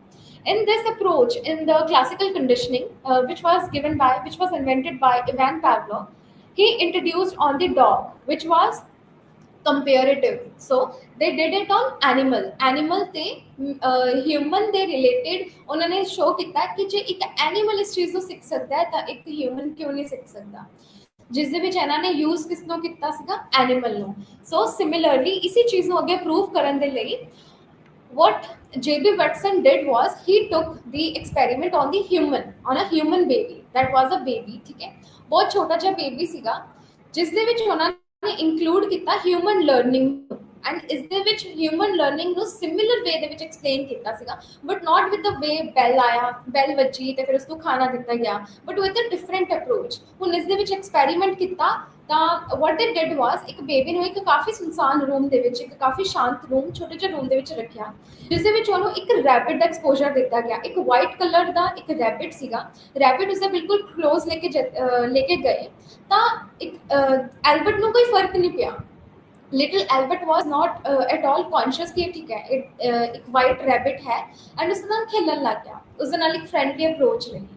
But now in the second step of what JB Watson did was, ਜਦੋਂ ਵੀ ਉਹ ਵਾਈਟ ਰੈਬਿਟ ਦਾ ਐਕਸਪੋਜ਼ਰ ਦਿੰਦਾ ਸੀਗਾ ਟੂ ਦ ਲਿਟਲ ਐਲਬਰਟ, ਤਾਂ ਉਹ ਇੱਕ ਬਹੁਤ ਹੀ ਫ੍ਰੀਕਿੰਗ ਨੋਇਜ਼ ਪ੍ਰੋਡਿਊਸ ਕਰਦਾ ਸੀ, ਜੋ ਕਿ ਬਹੁਤ ਹੀ ਜ਼ਿਆਦਾ ਡਰਾਵਨੀ ਆਵਾਜ਼ ਸੀਗੀ for the Albert, for the little child, for the little Albert, ਕਿ ਉਸ ਆਵਾਜ਼ ਤੋਂ ਬੇਬੀ ਡਰਨ ਲੱਗ ਗਿਆ ਸੀਗਾ। ਐਲਬਰਟ ਡਰ ਜਾਂਦਾ ਸੀਗਾ ਜਦ ਵੀ ਆਵਾਜ਼ ਸੁਣਾਈ ਦਿੰਦੀ ਸੀਗੀ, ਤੇ ਆਵਾਜ਼ ਦੇ ਨਾਲ ਹੀ ਉਸਦੇ ਕੋਲ ਵਾਈਟ ਰੈਬਿਟ ਹੁੰਦਾ ਸੀਗਾ। ਸੋ ਹੌਲੀ ਹੌਲੀ ਇਸ ਚੀਜ਼ ਦਾ ਅਸਰ ਇਹ ਹੋਇਆ ਕਿ ਲਿਟਲ ਐਲਬਰਟ ਨੂੰ ਇਹ ਚੀਜ਼ ਸਮਝਣ ਆਉਣ ਲੱਗ, ਉਹ ਸਮਝਣ ਲੱਗ ਗਿਆ ਕਿ ਜਦ ਵੀ ਮੇਰੇ ਕੋਲ ਵਾਈਟ ਰੈਬਿਟ ਆਉਂਦਾ ਹੈ ਤਦ ਹੀ ਮੈਨੂੰ ਉਹ ਫ੍ਰੀਕਿੰਗ ਨੋਇਜ਼ ਸੁਣਨ ਨੂੰ ਮਿਲਦੀ ਹੈ, ਵਿਚ ਮੀਨਸ ਉਸਦਾ ਐਸੋਸੀਏਸ਼ਨ ਹੁਣੇ ਵਾਈਟ ਰੈਬਿਟ ਦੇ ਨਾਲ ਹੋਇਆ। ਜੋ ਇੱਕ ਐਕਸਪੈਰੀਮੈਂਟ ਦਾ ਮੇਨ ਰੋਲ ਹੀ ਇਹ ਸੀਗਾ ਕਿ ਜਦ ਵੀ ਵਾਈਟ ਰੈਬਿਟ ਉਸਦੇ ਗੋਦੀ ਦੇ ਵਿੱਚ ਰੱਖਿਆ ਜਾਏਗਾ ਤਦ ਹੀ ਫ੍ਰੀਕਿੰਗ ਨੋਇਜ਼ ਸੁਣਾਈ ਦਿੱਤੀ ਜਾਏਗੀ। ਹੁਣ ਉਸਦਾ ਅਸਰ ਕੀ ਹੋਇਆ, 5 6 7 ਸਟੈਪਸ ਤੋਂ ਬਾਅਦ, 5 6 7 ਟਾਈਮਸ ਐਕਸਪੈਰੀਮੈਂਟ ਕਰਨ ਤੋਂ ਬਾਅਦ ਇਹ ਦੇਖਣ ਨੂੰ ਮਿਲਿਆ ਕਿ ਐਲਬਰਟ ਹੁਣ ਵਾਈਟ ਰੈਬਿਟ ਨੂੰ ਦੇਖ ਕੇ ਹੀ ਰੋਣ ਲੱਗ ਗਿਆ। ਆਵਾਜ਼ ਚਾਹੇ ਸੁਣਾਈ ਦਿੱਤੀ ਗਈ ਚਾਹੇ ਨਹੀਂ ਸੁਣਾਈ ਦਿੱਤੀ ਗਈ, ਪਰ ਲਿਟਲ ਐਲਬਰਟ ਜਦ ਵੀ ਵਾਈਟ ਰੈਬਿਟ ਦੇਖਦਾ ਜਾਂ ਫਿਰ ਕੋਈ ਵੀ ਸਿਮਿਲਰ ਚੀਜ਼ ਦੇਖਦਾ ਜੋ ਕਿ ਰੈਬਿਟ ਦੇ ਵਰਗਾ ਹੀ ਹੈ, that could be cotton, that could be white cloth, white cottony cloth, ਇਹ ਸਾਰੀਆਂ ਚੀਜ਼ਾਂ ਤੋਂ ਹੁਣ ਐਲਬਰਟ ਡਰਨ ਲੱਗ ਗਿਆ। ਤਾਂ ਇਸ ਤੋਂ ਕੀ ਚੀਜ਼ ਨਿਕਲ ਕੇ ਆਈ ਕਿ ਕਲਾਸੀਕਲ ਕੰਡੀਸ਼ਨਿੰਗ ਸਿਰਫ ਐਨੀਮਲਸ ਦੇ ਵਿੱਚ ਨਹੀਂ ਬਲਕਿ ਇਨਸਾਨ ਦੇ ਵਿੱਚ ਵੀ ਆਪਾਂ ਚੈੱਕ ਕਰ ਸਕਦੇ ਹਾਂ, ਦੇਖ ਸਕਦੇ ਹਾਂ ਕਿ ਕੋਈ ਵੀ ਚੀਜ਼ ਦਾ ਜੇ ਐਕਸਪੋਜ਼ਰ ਹੁੰਦਾ ਹੈ ਸੋ ਉਸ ਦੇ ਨਾਲ ਕੋਈ ਨਾ ਕੋਈ ਐਸੋਸੀਏਸ਼ਨ ਹੁੰਦਾ ਹੈ। ਸੋ ਉਸ ਦਾ ਅਸਰ ਇਹ ਰਹਿੰਦਾ ਹੈ ਕਿ ਉਸ ਐਸੋਸੀਏਸ਼ਨ ਦੇ ਨਾਲ ਜਿਹੜਾ ਉਹ ਇੱਕ ਡਰ ਹੈ ਉਸ ਐਸੋਸੀਏਸ਼ਨ ਦੇ ਨਾਲ ਜੁੜ ਜਾਂਦਾ ਹੈ। ਹੁਣ ਵਾਈਟ ਰੈਬਿਟ ਦੇ ਨਾਲ ਤਾਂ ਕੋਈ ਆਵਾਜ਼ ਨਹੀਂ ਸੀਗੀ, white rabbit is so soft and ਉਸਨੂੰ ਤਾਂ ਹਰ ਕੋਈ ਪਿਆਰ ਕਰੇਗਾ ਵਾਈਟ ਰੈਬਿਟ ਨੂੰ, ਪਰ ਜਿਹੜਾ ਲਿਟਲ ਐਲਬਰਟ ਸੀਗਾ ਉਸਨੂੰ ਦੇਖ ਕੇ ਫੀਅਰਫੁਲ ਹੋਣ ਲੱਗ ਗਿਆ, ਡਰਨ ਲੱਗ ਗਿਆ, ਕਿਉਂਕਿ ਉਸਦਾ ਐਸੋਸੀਏਸ਼ਨ ਕੀ ਬਣ ਗਿਆ ਵਿਦ दैट फ्रीकिंग नॉइज। सो या third learning theory is instrumental conditioning, which was given by B.F. Skinner. So B.F. Skinner introduced the instrumental conditioning, which is also known as operant conditioning, operant way of learning, is the approach totally ਇੱਕ reinforcement ਦੇ basis ਤੇ ਸੀਗੇ। So they learned or they gave this conditioning theory on the basis of reinforcement। reinforcement यानी reward, ਕਿਸੇ ਇੱਕ ਚੀਜ਼ ਨੂੰ ਸਿੱਖਣ ਦਾ ਕੋਈ ਨਾ ਕੋਈ ਇੱਕ purpose, ਕਿਸੇ ਇੱਕ ਚੀਜ਼ ਨੂੰ ਆਪਣੇ ਆਪ ਦੇ ਲਈ ਯੂਜ਼ਫੁਲ ਹੋਣ ਦੇ ਲਈ, ਕੋਈ ਚੀਜ਼ ਕਰਨ ਦੇ ਲਈ, ਕੋਈ ਗੋਲ ਨੂੰ ਪਾਉਣ ਦੇ ਲਈ ਆਪਾਂ ਨੂੰ ਹੁੰਦਾ ਕਿ ਉਸ ਗੋਲ ਦੇ ਪਿੱਛੇ ਮੈਨੂੰ ਇੱਕ ਕਿਆ ਰਿਵਾਰਡ ਮਿਲੇਗਾ। So that was the Skinner's approach towards this experiment. So what he did was, ਉਹਨਾਂ ਨੇ ਇੱਕ ਰੈਟ ਨੂੰ ਚੈਂਬਰ ਦੇ ਵਿੱਚ ਰੱਖਿਆ, ਔਰ ਰੈਟ ਪੂਰੇ ਚੈਂਬਰ ਦੇ ਵਿੱਚ ਬੰਦ ਸੀਗਾ। ਉਸ ਚੈਂਬਰ ਦੇ ਵਿੱਚ ਇੱਕ ਲੀਵਰ ਸੀਗਾ, ਲੀਵਰ ਯਾਨੀ ਇੱਕ ਪ੍ਰੈਸ ਕਰਨ ਦੇ ਲਈ ਇੱਕ ਬਟਨ ਸੀਗਾ। ਸੋ ਉਸ ਬਟਨ ਨੂੰ ਪ੍ਰੈਸ ਕਰਨ ਤੋਂ ਬਾਅਦ ਕੀ ਹੁੰਦਾ ਸੀਗਾ ਕਿ ਬਾਹਰ ਤੋਂ ਇੱਕ ਟਿਊਬ ਨਿਕਲ ਕੇ ਆਉਂਦੀ ਸੀਗੀ, that was a pellet that we can see outside the chamber. So ਉਹ ਚੈਂਬਰ ਤੋਂ ਕੀ ਆਉਂਦਾ ਸੀਗਾ, ਜਦ ਵੀ ਇੱਕ ਲੀਵਰ ਨੂੰ, ਜਦ ਵੀ ਉਸ ਬਟਨ ਨੂੰ ਪ੍ਰੈਸ ਕੀਤਾ ਜਾਂਦਾ ਸੀਗਾ, ਸੋ ਵਾਟ ਹੈਪਨਡ ਵਾਸ, ਚੈਂਬਰ ਤੋਂ ਇੱਕ ਫੂਡ ਨਿਕਲ ਕੇ ਆਉਂਦਾ ਸੀਗਾ। ਫੂਡ ਯਾਨੀ ਲਾਈਕ ਬ੍ਰੈਡ ਕ੍ਰਮਸ ਹੁੰਦੇ ਸੀਗੇ ਜਿਸ ਨੂੰ ਰੈਟ ਇਨਟੇਕ ਕਰ ਲੈਂਦਾ ਸੀਗਾ। ਹੰਗਰੀ ਰੈਟ ਨੂੰ ਉਸ ਚੈਂਬਰ ਦੇ ਵਿੱਚ ਰੱਖਿਆ ਗਿਆ। ਸਭ ਤੋਂ ਪਹਿਲਾਂ ਕਿਆ ਦੇਖਿਆ ਗਿਆ, ਲਾਈਕ ਪੀਐਫ ਸਕਿਨਰ ਨੇ ਇਸ ਚੀਜ਼ ਦੇ ਵਿੱਚ ਕਿਆ ਦੇਖਿਆ ਕਿ ਜਿਹੜਾ ਰੈਟ ਹੈ ਉਹ ਪੂਰੇ ਚੈਂਬਰ ਦੇ ਵਿੱਚ ਗੋਲ ਗੋਲ ਘੁੰਮ ਰਿਹਾ, ਉੱਪਰ ਕਦੇ ਛਲਾਂਗ ਮਾਰ ਰਿਹਾ, ਕਦੇ ਸਾਈਡਸ ਤੇ ਦੇਖ ਰਿਹਾ, ਉਹ ਜੰਪ ਮਾਰ ਮਾਰ ਕੇ ਹਰ ਇੱਕ ਚੀਜ਼ ਨੂੰ ਓਪਨ ਕਰਨ ਦੀ ਕੋਸ਼ਿਸ਼ ਕਰ ਰਿਹਾ ਹੈ, ਜਸਟ ਟੂ ਸੀ ਕਿ ਮੈਂ ਇਸ ਚੀਜ਼ ਤੋਂ ਮੈਨੂੰ ਕੁਝ ਮਿਲ ਸਕਦਾ ਹੈ ਜਾਂ ਨਹੀਂ, ਕਿਉਂਕਿ ਉਹ ਆਲਰੇਡੀ ਹੰਗਰੀ ਹੁੰਦਾ ਹੈ। ਸੋ ਉਸਦਾ ਗਲਤੀ ਦੇ ਨਾਲ ਜਦੋਂ ਪੂਰੇ ਇੱਕ ਚੈਂਬਰ ਦੇ ਵਿੱਚ ਪੂਰਾ ਟੱਪ ਰਿਹਾ ਹੁੰਦਾ ਹੈ, ਪੂਰਾ ਹਿਲ ਰਿਹਾ ਹੁੰਦਾ, ਪੂਰਾ ਜੰਪ ਕਰ ਰਿਹਾ ਹੁੰਦਾ, ਸਾਰੇ ਕੋਨਿਆਂ ਦੇ ਵਿੱਚ ਚੈੱਕ ਕਰ ਰਿਹਾ ਹੁੰਦਾ ਜੰਪ ਕਰਕੇ, ਜਾਂ ਫਿਰ ਸਾਰੇ ਕਾਰਨਰਸ ਉਹ ਚੈੱਕ ਕਰ ਲੈਂਦਾ ਹਿਲ ਟੱਚ ਕਰਕੇ। ਸੋ ਵਾਟ ਹੀ ਸੀਜ਼ ਕਿ ਜਦੋਂ ਉਹ ਇੱਕ ਬਟਨ ਨੂੰ ਪ੍ਰੈਸ ਕਰਦਾ, that is a liver, the moment ਉਸ ਲੀਵਰ ਨੂੰ ਪ੍ਰੈਸ ਕਰਦਾ ਹੈ ਤਾਂ ਬਾਹਰੋਂ ਇੱਕ ਖਾਣਾ ਉਸਦੇ ਚੈਂਬਰ ਦੇ ਅੰਦਰ ਆਉਂਦਾ ਹੈ, ਠੀਕ ਹੈ। ਤੇ ਫਿਰ ਉਸ ਚੀਜ਼ ਨੂੰ ਉਹਨੇ ਲਰਨ ਕੀਤਾ, ਇਸ ਚੀਜ਼ ਦੀ ਟਾਈਮਿੰਗਸ ਨੋਟ ਕੀਤੀ ਗਈ ਕਿ ਸਭ ਤੋਂ ਪਹਿਲਾਂ ਤਾਂ ਉਸੇ ਪੂਰਾ ਚੈਂਬਰ ਨੂੰ ਟੱਚ ਕੀਤਾ, ਦੇਖਿਆ, ਚੈੱਕ ਕੀਤਾ, ਲਰਨ ਕੀਤਾ ਕਿ ਚੈਂਬਰ ਦੇ ਅੰਦਰ ਆਖਿਰ ਹੈ ਕਿਆ, ਚੱਲ ਕਿਆ ਰਿਹਾ ਹੈ। ਐਂਡ ਆਫਟਰ ਫਿਊ ਟਾਈਮਸ ਕਿਆ ਹੁੰਦਾ ਹੈ ਕਿ ਉਹ ਚੈਂਬਰ ਨੂੰ ਜਦੋਂ ਟੱਚ, ਲੀਵਰ ਨੂੰ ਟੱਚ ਕਰ ਲੈਂਦਾ ਤਾਂ ਖਾਣਾ ਉਸਦੇ ਅੱਗੇ ਬਿਲਕੁਲ ਆ ਜਾਂਦਾ ਹੈ, ਬਿਲਕੁਲ ਲੀਵਰ ਨੂੰ ਟੱਚ ਕਰਨ ਦੇ ਬਿਲਕੁਲ ਐਗਜ਼ੈਕਟਲੀ ਆਫਟਰ 2 ਸੈਕਿੰਡਸ ਨਾਲ ਦੀ ਨਾਲ ਖਾਣਾ ਆ ਜਾਂਦਾ ਹੈ। ਸੋ ਉਸਦਾ ਖਾਣਾ ਉਹ ਇਨਟੇਕ ਕਰਦਾ ਹੈ। And now whenever a rat feels ਕਿ ਉਸ ਤੋਂ ਭੁੱਖ ਲੱਗ ਰਹੀ ਹੈ ਤਾਂ ਉਹ ਲੀਵਰ ਨੂੰ ਟੱਚ ਕਰਦਾ ਹੈ ਤੇ ਉਸਨੂੰ ਖਾਣਾ ਮਿਲ ਜਾਂਦਾ ਹੈ। So this was the Skinner's instrumental conditioning where he approach this experiment through the instrument. ਉਸਨੇ ਇੰਸਟਰੂਮੈਂਟ ਦਾ ਯੂਜ਼ ਕੀਤਾ ਸੀਗਾ ਇਸ ਐਕਸਪੈਰੀਮੈਂਟ ਨੂੰ ਯੂਜ਼ ਕਰਨ ਦੇ ਲਈ। ਸਿਮਿਲਰਲੀ ਜਿੱਦਾਂ ਆਪਾਂ ਇਸ ਤੋਂ ਪਹਿਲਾਂ ਕੀਤਾ ਸੀਗਾ ਜਿਹੜਾ ਅਪਰੋਚ ਸੀਗੀ ਉਸ ਦੇ ਵਿੱਚ ਡੌਗ ਨੂੰ ਯੂਜ਼ ਕੀਤਾ ਗਿਆ ਸੀਗਾ ਕਲਾਸੀਕਲ ਕੰਡੀਸ਼ਨਿੰਗ ਦੇ ਵਿੱਚ, ਜਿਸ ਦੇ ਵਿੱਚ ਸਿਰਫ ਇੱਕ ਬੈਲ ਦੀ ਰਿੰਗ ਦੇ ਨਾਲ ਖਾਣਾ ਮਿਲਦਾ ਸੀਗਾ, ਪਰ ਉਸ ਦੇ ਵਿੱਚ ਕੋਈ ਇੰਸਟਰੂਮੈਂਟ ਨੂੰ ਯੂਜ਼ ਨਹੀਂ ਸੀ ਕੀਤਾ ਗਿਆ। ਬਟ ਇਸ ਦੇ ਵਿੱਚ ਕੀ ਕੀਤਾ ਗਿਆ, ਉਹਨਾਂ ਨੇ ਇਹ ਚੀਜ਼ ਦੇਖੀ ਗਈ ਕਿ ਜਿਹੜਾ ਰੈਟ ਹੈ ਉਹ ਖੁਦ ਆਪਣੇ ਖਾਣੇ ਦੀ ਤਲਾਸ਼ ਉਹ ਖੁਦ ਕਰੇ, ਖੁਦ ਉਸ ਚੀਜ਼ ਨੂੰ ਲਰਨ करे ताकि उसको वो खाना मिल सके। So that was the Skinner's instrumental conditioning या फिर approach towards the learning. So in this Skinner's conditioning approach ਇਸ ਦੇ ਵਿੱਚ ਆਪਾਂ ਦੇਖਣ ਨੂੰ ਮਿਲਦਾ ਰੀਇਨਫੋਰਸਮੈਂਟ। ਜੇ ਆਪਾਂ ਆਪਣੇ ਲਈ ਕੁਝ ਕਰੋਗੇ ਤਾਂ ਆਪਾਂ ਨੂੰ ਰਿਵਾਰਡ ਵੀ ਮਿਲੇਗਾ। ਜੇ ਆਪਾਂ ਕਿਸੇ ਚੀਜ਼ ਨੂੰ ਆਪਾਂ ਕੋਈ ਵੀ ਬਿਹੇਵੀਅਰ ਸ਼ੋ ਕਰਦੇ ਹਾਂ ਤਾਂ ਉਸ ਦਾ ਆਪਾਂ ਨੂੰ ਕੋਈ ਨਾ ਕੋਈ ਫਾਇਦਾ ਵੀ ਹੁੰਦਾ ਹੈ। ਸੋ ਦੈਟਸ ਹਾਊ ਇਸ ਦੇ ਵਿੱਚ ਵੀ ਦੇਖਿਆ ਜਾਂਦਾ ਹੈ ਕਿ ਡੌਗ ਨੂੰ ਕਿੱਦਾਂ ਫਾਇਦਾ ਹੋਇਆ ਸੀਗਾ, ਥਰੂ ਦ ਆਵਾਜ਼, ਠੀਕ ਹੈ, through the noise of that ring. ਇਸ ਦੇ ਵਿੱਚ ਸਿਮਿਲਰਲੀ ਕੀ ਹੋਇਆ ਕਿ ਲੀਵਰ ਦੀ ਆਵਾਜ਼ਾਂ ਨਾਲ ਉਸ ਚੀਜ਼ ਨੂੰ ਲਰਨ ਕੀਤਾ ਗਿਆ, ਕੰਡੀਸ਼ਨਿੰਗ ਹੋਈ। ਐਂਡ ਕੰਡੀਸ਼ਨਿੰਗ ਕਿੱਦਾਂ ਹੋਈ, ਕੰਡੀਸ਼ਨਿੰਗ ਤੋਂ ਉਸਨੂੰ ਖਾਣਾ ਮਿਲਿਆ, ਰੀਇਨਫੋਰਸ ਹੋਇਆ। ਰੀਇਨਫੋਰਸਮੈਂਟ ਦੋ ਤਰੀਕੇ ਦੀ ਹੋ ਸਕਦੀ ਹੈ, ਪੋਜ਼ਿਟਿਵ ਰੀਇਨਫੋਰਸਮੈਂਟ, ਨੈਗੇਟਿਵ ਰੀਇਨਫੋਰਸਮੈਂਟ। ਜੋ ਪੋਜ਼ਿਟਿਵ ਰੀਇਨਫੋਰਸਮੈਂਟ ਹੁੰਦੀ ਹੈ ਜੋ ਆਪਣੀ ਭਲਾਈ ਦੇ ਲਈ ਹੁੰਦੀ ਹੈ, ਜੋ ਆਪਾਂ ਨੂੰ ਇੱਕ ਰਿਵਾਰਡ ਦਿੰਦਾ, ਇੱਕ ਗਿਫਟ ਦਿੰਦਾ ਹੈ। ਜਿਵੇਂ ਪੇਰੈਂਟਸ ਆਪਾਂ ਨੂੰ ਕਹਿ ਦਿੰਦੇ ਨੇ ਬੱਚਿਆਂ ਨੂੰ ਕਿ 10th ਦੇ ਵਿੱਚ ਤੂੰ ਫਸਟ ਆ ਕੇ ਦਿਖਾ ਤਾਂ ਤੈਨੂੰ ਬਾਈਕ ਮਿਲੇਗੀ, ਜਾਂ ਫਿਰ ਜਿਹੜੀ ਵੀ ਤੇਰੀ ਫੇਵਰੇਟ ਇੱਕ ਚੀਜ਼ ਹੈ ਤੈਨੂੰ ਰਿਵਾਰਡ ਦੇ ਥਰੂ ਮਿਲੀ ਜਾਏਗੀ। ਬਟ ਸਭ ਤੋਂ ਪਹਿਲਾਂ ਤੇਰਾ ਰਿਸਪੌਂਸ ਕੀ ਹੈ ਕਿ ਤੂੰ अच्छे नंबर लेके आ, A1 आके दिखा क्लास ਦੇ ਵਿੱਚ। So that is the approach of their parents, so that कि बच्चा रिस्पॉन्स दे सके, बच्चा एसोसिएट कर सके कि जे मैनू मैं अच्छे नंबर लेके आया ਤਾਂ ਮੈਨੂੰ फैमिली वाले ਮੈਨੂੰ रिवॉर्ड देंगे। सो that's how they approach towards the this experiment in that way, in the different way।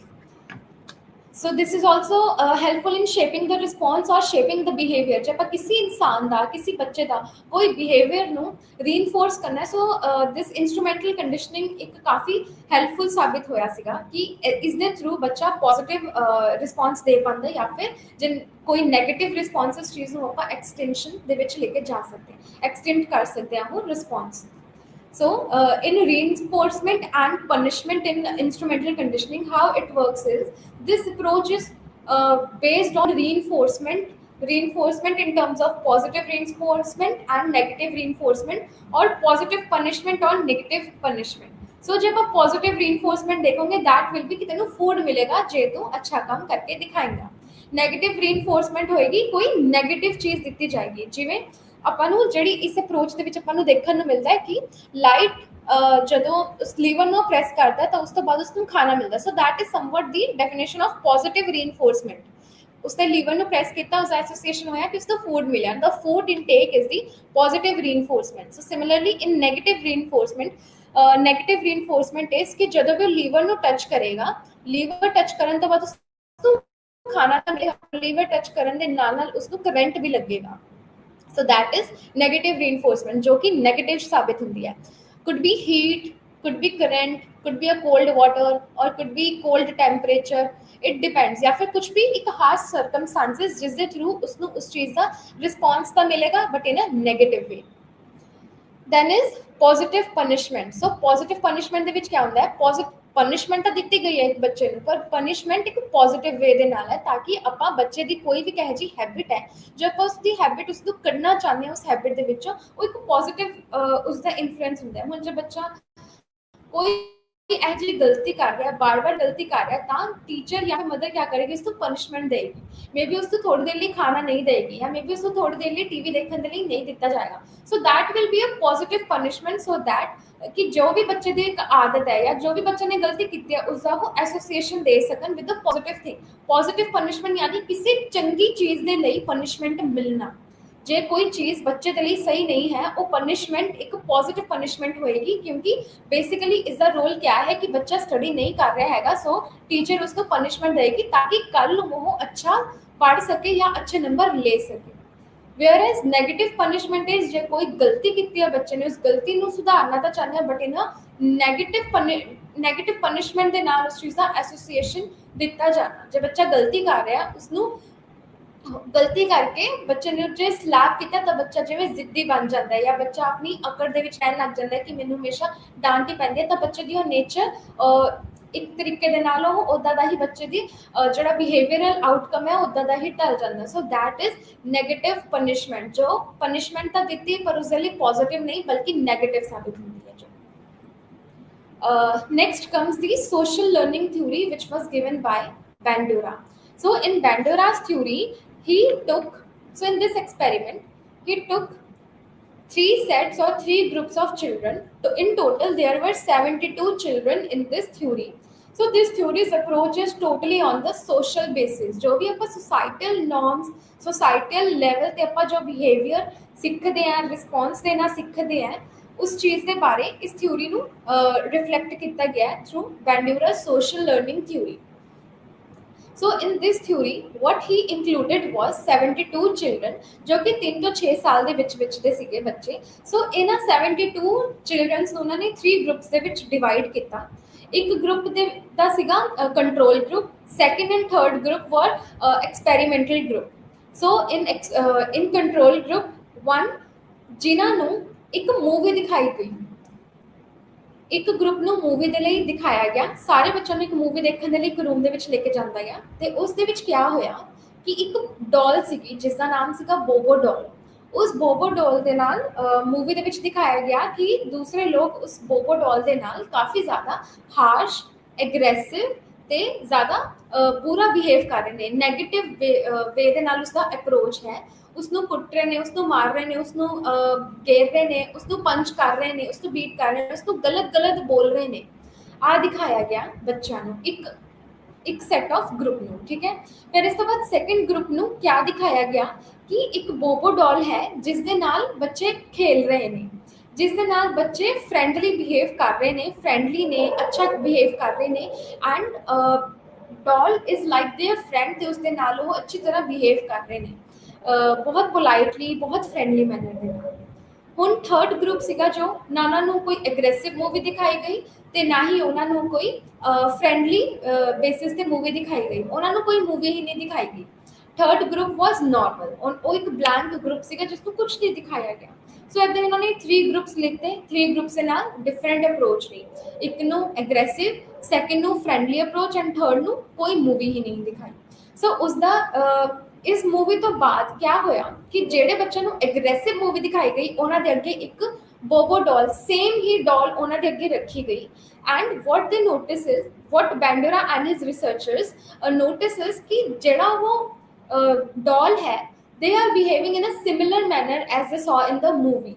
ਜੋ ਮੂਵੀ ਦੇ ਵਿੱਚ ਉਹਨਾਂ ਨੇ ਦੇਖਿਆ ਕਿ ਡੋਲ ਦੇ ਨਾਲ ਉਹ ਐਗਰੈਸਿਵ ਬਿਹੇਵ ਕਰ ਰਹੇ, ਉਸ ਨੂੰ ਪੰਚ ਕਰ ਰਹੇ ਆ, ਮਾਰ ਰਹੇ ਆ, ਉਸ ਨੂੰ ਗਲਤ ਬੋਲ ਰਹੇ ਆ, ਸੇਮ ਹੀ ਉਹੀ ਚੀਜ਼ ਉਹਨਾਂ ਨੇ ਬਾਹਰ ਆ ਕੇ in reality they did the same with the Bobo doll in the aggressive manner. ਉਹਨਾਂ ਨੇ ਬਿਲਕੁਲ ਉਹੀ ਚੀਜ਼ ਕੀਤੀ, ਜੋ ਸਿੱਖੀ ਉਹੀ ਚੀਜ਼ ਉਹਨਾਂ ਨੇ ਇਮੀਟੇਟ ਕੀਤੀ, ਇਮੀਟੇਟ ਯਾਨੀ ਉਹੀ ਚੀਜ਼ ਕਾਪੀ ਕੀਤੀ.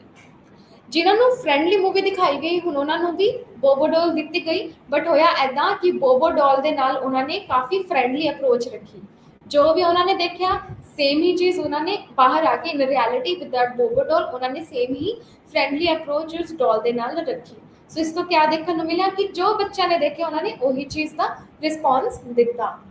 ਵਿਦ ਦ ਥਰਡ ਗਰੁੱਪ ਜਦੋਂ ਉਹਨਾਂ ਨੂੰ ਕੋਈ ਮੂਵੀ ਦਿਖਾਈ ਹੀ ਨਹੀਂ ਤਾਂ ਉਹਨਾਂ ਦਾ ਕੋਈ ਅਪਰੋਚ ਨਹੀਂ ਸੀ. ਜਦੋਂ ਉਹਨਾਂ ਦੇ ਅੱਗੇ ਬੋਬੋ ਡੋਲ ਲਿਆ ਦਿੱਤੀ ਗਈ ਤਾਂ ਦੇ ਵਰ ਲਾਈਕ ਆਲ ਨਾਰਮਲ, ਨਾ ਹੀ ਉਹ ਐਗਰੈਸਿਵ ਸੀ ਤੇ ਨਾ ਹੀ ਉਹ ਉਹਨਾਂ ਦੀ ਕੋਈ ਫਰੈਂਡਲੀ ਅਪਰੋਚ ਸੀ, ਦੇ ਵਰ ਲੁਕਿੰਗ ਜਸਟ ਠੀਕ ਹੈ ਅਨਇੰਟਰਸਟਿਡ.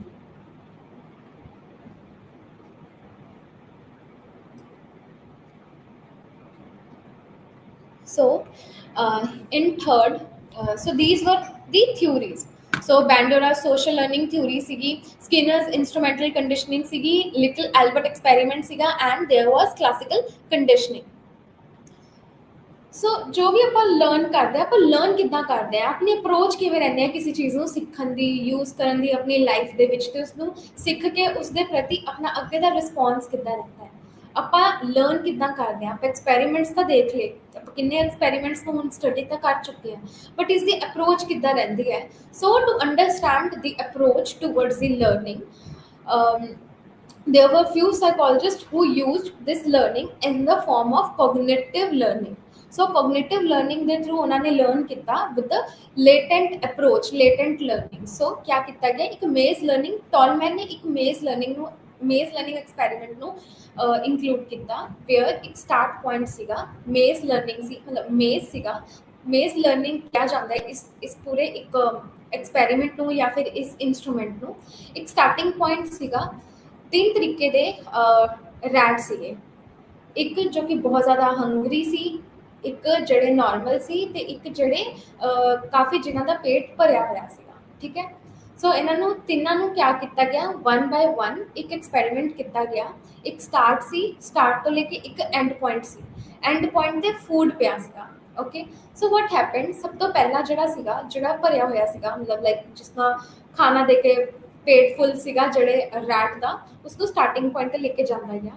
ਸਟਾਰਟਿੰਗ ਪੁਆਇੰਟ ਤੋਂ ਲੈ ਜਾ ਕੇ ਉਹਨੂੰ ਪਤਾ ਸੀਗਾ ਕਿ ਮੈਨੂੰ ਕਿਤੋਂ ਸਮੈਲ ਆ ਰਹੀ ਹੈ, ਫ੍ਰੈਗਨੈਂਸ ਆ ਰਹੀ ਹੈ ਫੂਡ ਦੀ, ਬਟ ਉਸ ਤੋਂ ਇੰਨਾ ਫਰਕ ਨਹੀਂ ਪਿਆ। ਉਸਨੇ ਆਪਣਾ ਪੂਰਾ ਟਾਈਮ ਲਿੱਤਾ ਐਂਡ ਤੱਕ ਪਹੁੰਚਣ ਦੇ ਲਈ, ਕਿਉਂਕਿ ਇਨਡਾਇਰੈਕਟਲੀ ਉਸਨੇ ਉਸ ਮੇਜ਼ ਦੇ ਵਿੱਚ ਤਾਂ ਬਾਹਰ ਨਿਕਲਣਾ ਹੀ ਸੀਗਾ। ਸੋ ਉਸ ਤੋਂ ਬਾਹਰ ਨਿਕਲਣ ਦੇ ਲਈ ਉਸਨੇ ਆਪਣਾ ਪੂਰਾ ਟਾਈਮ ਲਗਾਇਆ, ਪੂਰਾ ਸੀਸॉ ਕੀਤੀ, ਟਰਾਈ ਕੀਤਾ, ਐਰਰ ਹੋਇਆ, ਫਿਰ ਦੁਬਾਰਾ ਵਾਪਸ ਆਇਆ, ਫਿਰ ਦੁਬਾਰਾ ਗਿਆ, ਫਿਰ ਦੁਬਾਰਾ ਵਾਪਸ ਆਇਆ, ਆਪਣਾ ਪੂਰਾ ਰਸਤਾ ਲੱਭਿਆ ਤੇ ਉਸਦਾ ਟਾਈਮ ਨੋਟ ਕੀਤਾ ਗਿਆ ਤੇ ਏਦਾਂ ਹੀ ਬਾਹਰ ਚਲਾ ਗਿਆ।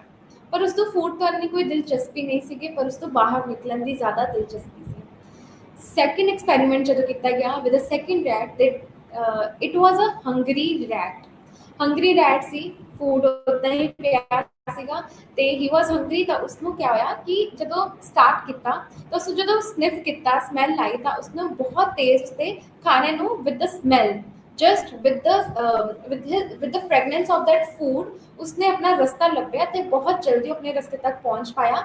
ਐਂਡ ਤੱਕ ਪਹੁੰਚ ਕੇ ਉਸਨੇ ਆਪਣਾ ਫੂਡ ਇਨਟੇਕ ਕੀਤਾ। And then there was a third one, ਜਿਸ ਦੇ ਵਿੱਚ ਫੂਡ ਹੁਣ ਰੱਖਿਆ ਹੀ ਨਹੀਂ। ਹੁਣ ਜਿਹੜਾ third experiment with the third rat ਕੀਤਾ ਗਿਆ, now they saw that food नहीं है। ਉਸ ਰੈਟ ਦੇ ਲਈ ਉੱਥੇ ਫੂਡ ਨਹੀਂ ਰੱਖਿਆ ਹੈਗਾ, ਬਲਕਿ ਰੈਟ ਅੰਦਰ ਗਿਆ, ਉਸਨੇ ਸਟਾਰਟ ਕੀਤਾ, ਉਸਨੇ ਆਪਣਾ ਰਸਤਾ ਲੱਭਿਆ ਤੇ ਉਸ ਰਸਤੇ ਤੋਂ ਉਸਨੇ ਐਗਜ਼ਿਟ ਕੀਤਾ ਤੇ ਉਸਦਾ ਵੀ ਟਾਈਮ ਨੋਟ ਕੀਤਾ ਗਿਆ। ਸੋ ਇਹਦੇ ਵਿੱਚ ਇਹ ਦੇਖਿਆ ਗਿਆ ਕਿ ਜੇ ਆਪਣੇ ਲਈ ਕੋਈ ਇੱਕ ਗੋਲ ਰਹਿੰਦਾ ਹੈ, ਉਸ ਗੋਲ ਨੂੰ ਪਾਉਣ ਦੀ ਇੱਛਾ ਹੁੰਦੀ ਹੈ, ਤਾਂ ਫਿਰ ਆਪਾਂ ਆਪਣੇ ਗੋਲ, ਜਿੰਨੀ ਇੱਛਾ ਆਪਣੀ ਉਸਦੇ ਅੰਦਰ, ਆਪਣੇ ਅੰਦਰ ਜਿੰਨੀ ਪਿਆਸ ਹੈ ਉਸ ਚੀਜ਼ ਨੂੰ ਪਾਉਣ ਦੇ ਲਈ, ਆਪਾਂ ਉਨੀ ਜਲਦੀ ਉਸ ਚੀਜ਼ ਤੱਕ ਪਹੁੰਚ ਪਾਉਂਦੇ ਹਾਂ। So in insight, yeah. So there was second experiment ਜਿਸ ਦੇ ਵਿੱਚ ਆਪਾਂ ਇਹ ਸਿੱਖ ਪਾ ਰਹੇ ਹਾਂ ਕਿ ਆਪਾਂ ਕਿੱਦਾਂ ਕੋਈ ਚੀਜ਼ ਨੂੰ ਲਰਨ ਕਰ ਪਾਉਂਦੇ ਹਾਂ। First is Latent learning, second is insight learning. So insight learning ਦੀ ਜਿਹੜੀ ਅਪਰੋਚ ਸੀਗੀ ਉਹ ਲੇਟੈਂਟ ਲਰਨਿੰਗ ਤੋਂ ਡਿਫਰੈਂਟ ਸੀਗੀ, ਕਿਉਂਕਿ ਇਸ ਦੇ ਵਿੱਚ ਉਹਨਾਂ ਦੀ ਅਪਰੋਚ ਸੀਗੀ ਟੂਵਰਡਸ ਸੋਲਵਿੰਗ ਅ ਪ੍ਰੋਬਲਮ। ਜੇ ਤੁਹਾਡੇ ਸਾਹਮਣੇ ਕੋਈ ਪ੍ਰੋਬਲਮ ਆਈ ਹੈ, ਤੁਸੀਂ ਉਸਨੂੰ ਕਿਵੇਂ ਸੋਲਵ ਕਰੋਗੇ, ਰਾਦਰ ਦੈਨ ਜਸਟ ਡੂਇੰਗ ਦ ਲੇਟੈਂਟ ਥਿੰਗ। ਜੋ ਤੁਸੀਂ ਚੀਜ਼ ਸਿੱਖ ਚੁੱਕੇ ਹੋ ਆਲਰੇਡੀ, ਉਸ ਚੀਜ਼ ਨੂੰ ਬਾਰ-ਬਾਰ ਕਰਨ ਦੇ ਨਾਲੋਂ ਉਸ ਚੀਜ਼ ਨੂੰ ਦੇ ਲਈ ਹੱਥ ਪੈਰ ਮਾਰਨਾ। ਸੋ ਇਸ ਚੀਜ਼ ਦੇ ਵਿੱਚ ਉਹਨਾਂ ਨੇ ਕਿਸ ਨੂੰ ਯੂਜ਼ ਕੀਤਾ ਸੀਗਾ, ਚਿਪੈਂਜੀਜ਼। ਉਹਨਾਂ ਨੇ ਚਿਪੈਂਜੀਜ਼ ਨੂੰ ਇਸ ਲਈ ਯੂਜ਼ ਕੀਤਾ ਸੀਗਾ ਕਿਉਂਕਿ ਇਹ ਕਿਹਾ ਜਾਂਦਾ ਹੈ ਕਿ ਜੋ ਚਿਪੈਂਜੀਜ਼ ਦਾ 99% ਡੀਐਨਏ ਹੈ, it is similar to the DNA of a human being. ਜੋ ਚਿਪੈਂਜੀਜ਼ ਦਾ ਜਿੱਦਾਂ ਦਾ ਦਿਮਾਗ ਹੈ, ਜਿਵੇਂ ਦਾ ਉਹ ਇਸਤੇਮਾਲ ਕਰਦੇ ਹੈ, ਸਿਮਿਲਰ ਮੈਨਰ ਦੇ ਵਿੱਚ ਹੀ ਇਨਸਾਨਾਂ ਦਾ ਦਿਮਾਗ ਹੁੰਦਾ ਹੈ। Humans and chimpanzees brains are very much alike and similarities ਹੋਣ ਕਰਕੇ ਉਹਨਾਂ ਨੇ ਇਸ ਅਪਰੋਚ ਦੇ ਵਿੱਚ ਹਿਊਮਨਸ ਨਾਲੋਂ ਚਿਪੈਂਜੀਜ਼ ਨੂੰ ਯੂਜ਼ ਕੀਤਾ। ਸੋ ਵਾਟ ਹੀ ਡਿਡ ਵਾਜ਼, ਇੱਕ ਰੂਮ ਸੀਗਾ, ਇੱਕ ਛੋਟਾ ਜਿਹਾ ਰੂਮ, ਜਿਸ ਦੇ ਵਿੱਚ ਚਿਪੈਂਜੀ ਸੀਗਾ ਐਂਡ ਦੇयर ਵਰ ਫਿਊ ਬਾਕਸਿਸ, ਸੇਮ ਹੀ ਸਾਈਜ਼ ਦੇ ਬਾਕਸਿਸ ਸੀਗੇ, ਵੁਡਨ ਬਾਕਸਿਸ ਸੀਗੇ, ਉਹ ਰੱਖੇ ਹੋਏ ਸੀਗੇ। ਐਂਡ ਉਸਦੇ ਬਿਲਕੁਲ ਹੀ ਉੱਪਰ ਇੱਕ ਬਿਲਕੁਲ ਫੈਨ ਦੇ ਅਰਾਊਂਡ ਇੱਕ ਦੇਖਦਾ ਹੈ ਕਿ ਉੱਥੇ ਬਨਾਨਾਸ ਲੱਗੇ ਹੋਏ ਨੇ, ਕਿਉਂਕਿ ਚਿਪੈਂਜੀ ਬਹੁਤ ਜ਼ਿਆਦਾ ਹੰਗਰੀ ਹੁੰਦਾ ਹੈ ਐਂਡ ਉਹ ਸੀਲਿੰਗ ਦੇ ਕੋਲ ਦੇਖਦਾ ਹੈ ਕਿ ਬਨਾਨਾਸ ਪਏ ਨੇ, ਪਰ ਉਸਨੂੰ ਸਮਝ ਨਹੀਂ ਆਉਂਦਾ ਕਿ ਮੈਂ ਉਸ ਬਨਾਨਾ ਨੂੰ ਅਪਰੋਚ ਕਿੱਦਾਂ ਕਰਾਂ, ਕਿਉਂਕਿ ਉਸਦਾ ਹੱਥ ਹੁਣ ਉੱਥੇ ਤੱਕ ਪਹੁੰਚ ਨਹੀਂ ਸਕਦਾ ਹੈਗਾ। ਸੋ ਉਹ ਆਪਣਾ ਦਿਮਾਗ ਲਗਾਉਂਦਾ ਹੈ, ਆਪਣੇ ਪੂਰੇ ਰੂਮ ਦੇ ਆਸ-ਪਾਸ ਦੇਖਦਾ ਹੈ ਕਿ ਮੈਂ ਕਿੱਦਾਂ ਉਸ ਚੀਜ਼ ਤੱਕ ਪਹੁੰਚ ਸਕਦਾ। ਸੋ ਹੀ ਸੀਜ਼ ਦੇयर ਆਰ ਫਿਊ ਬਾਕਸਿਸ। ਹੁਣ ਉਹ ਬਾਕਸਿਸ ਦੇ ਥਰੂ ਉਹ ਆਪਣਾ ਦਿਮਾਗ ਲਗਾਉਂਦਾ ਹੈ ਕਿ ਇੱਕ ਬਾਕਸ ਦੇ ਉੱਤੇ ਚੜ੍ਹ ਕੇ ਮੈਂ ਉਸਨੂੰ ਪਕੜਨ ਦੀ ਕੋਸ਼ਿਸ਼ ਕਰਦਾ ਹੈ, ਬਟ ਉਹ ਦੇਖਦਾ ਹੈ ਕਿ ਇੱਕ ਬਾਕਸ ਦੇ ਨਾਲ ਤਾਂ ਕੁਝ ਨਹੀਂ ਬਣ ਸਕਦਾ ਹੈਗਾ, ਮੇਰਾ ਹੱਥ ਹਲੇ ਵੀ ਬਹੁਤ ਨੀਚੇ ਹੈ, ਮੈਂ ਉਸ ਬਾਕਸ, ਮਤਲਬ ਮੈਂ ਉਸ ਬਨਾਨਾ ਤੱਕ ਨਹੀਂ ਪਹੁੰਚ ਪਾ ਰਿਹਾ with a few boxes. So what you do, 1 by 1 ਉਹ 1 2 3 4 ਬਾਕਸਿਸ 1 ਬਾय 1 ਉੱਪਰ ਰੱਖਣਾ ਸਟਾਰਟ ਕਰਦਾ ਟਿਲ ਦ ਟਾਈਮ ਉੱਥੇ ਤੱਕ ਨਹੀਂ ਪਹੁੰਚ ਪਾਉਂਦਾ ਹੈਗਾ। ਉਹ ਉੱਪਰ ਰੱਖੀ ਜਾਂਦਾ ਆਪਣੇ ਬਾਕਸਿਸ ਦੇ ਉੱਤੇ ਚੜ੍ਹ ਕੇ। ਹੁਣ ਵਾਟ ਹੀ ਡੂ ਇਜ਼ ਉਹ ਬਨਾਨਾ ਨੂੰ ਅਪਰੋਚ ਕਰ ਪਾਉਂਦਾ and he is able to eat the bananas just because he was hungry and उसने अपनी insight learning use की थी। he used his problem solving skills और उसने वो problem ਨੂੰ solve ਕੀਤਾ। problem ਕੀ ਸੀ ਕਿ ਬਨਾਨਾ ਬਹੁਤ ਉੱਪਰ ਹੈ ਐਂਡ ਉਸਦੀ ਅਪਰੋਚ ਕੀ ਰਹੀ ਕਿ ਉਸਨੇ ਇਹ ਬਾਕਸਿਸ ਨੂੰ 1 ਬਾय 1 ਉੱਪਰ ਲਗਾ ਕੇ ਉਸਨੇ अपने बनानास ਨੂੰ ਖਾਣ ਅਪਰੋਚ ਕੀਤਾ ਤੇ ਉਸ ਨੂੰ ਇਨਟੇਕ ਕੀਤਾ। ਸਿਮਿਲਰਲੀ ਇੱਕ ਹੋਰ ਐਕਸਪੈਰੀਮੈਂਟ ਕੀਤਾ ਗਿਆ ਸੀਗਾ with the other set of chimpanzees where ਇੱਕ ਰੂਮ ਸੀਗਾ ਤੇ ਰੂਮ ਦੇ ਬਾਹਰ ਵਿੰਡੋ ਸੀ, ਵਿੰਡੋ ਦੇ ਬਾਹਰ ਬਿਲਕੁਲ ਹੀ ਨਾਲ ਇੱਕ ਟਰੀ ਸੀਗਾ, ਟਰੀ ਦੇ ਉੱਤੇ ਬਨਾਨਾਸ ਲਗਾ ਰੱਖੇ ਸੀਗੇ intentionally for the purpose of experiment. So ਉਹ ਦੂਸਰਾ ਚਿੰਪੈਂਜੀ ਹੁੰਦਾ ਹੈ, ਉਹ ਦੇਖਦਾ ਹੈ ਕਿ ਮੈਨੂੰ ਭੁੱਖ ਲੱਗੀ ਹੈ and I can clearly C banana in front of me.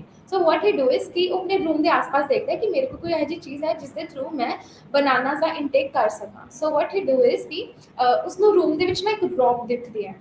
With that rod what he do is rod ਦੇ ਬਿਲਕੁਲ ਨਾਲ ਹੀ ਇੱਕ ਸ਼ਾਰਪਨੈਸ ਹੁੰਦੀ ਹੈ ਜਿਹੜੀ ਉਸਨੂੰ ਟਿਲਟਡ ਹੁੰਦੀ ਹੈ। ਉਸ ਦੇ through what he do is ਕਿ one by one ਦੋ ਤਿੰਨ ਰॉड्स ਦੇ ਨਾਲ ਉਸਨੂੰ ਜੁਆਇਨ ਕਰਦਾ ਹੈ ਐਂਡ ਇੱਕ ਰॉड ਦੇ ਉੱਤੇ ਕਾਫੀ ਸ਼ਾਰਪ ਆਬਜੈਕਟ ਲੱਗਿਆ ਹੁੰਦਾ ਹੈ ਅੱਗੇ, ਜਿਸ ਦੇ ਥਰੂ ਉਸਨੂੰ ਇਨਸਰਟ ਕਰਕੇ one by one ਉਸ ਬਨਾਨਾ ਦੇ ਜਿਹੜਾ ਇੱਕ ਬ੍ਰਾਂਚ ਦੇ ਨਾਲ ਜਿਹੜੀ ਬਨਾਨਾ ਬਣਿਆ ਹੁੰਦਾ ਹੈ, ਬਨਾਨਾ ਲੱਗਿਆ ਹੁੰਦਾ ਹੈ, ਉਸਨੂੰ ਉਹ ਉਤਾਰ ਕੇ ਉਹ ਇਨਟੇਕ ਕਰਨਾ ਹੁੰਦਾ ਹੈ।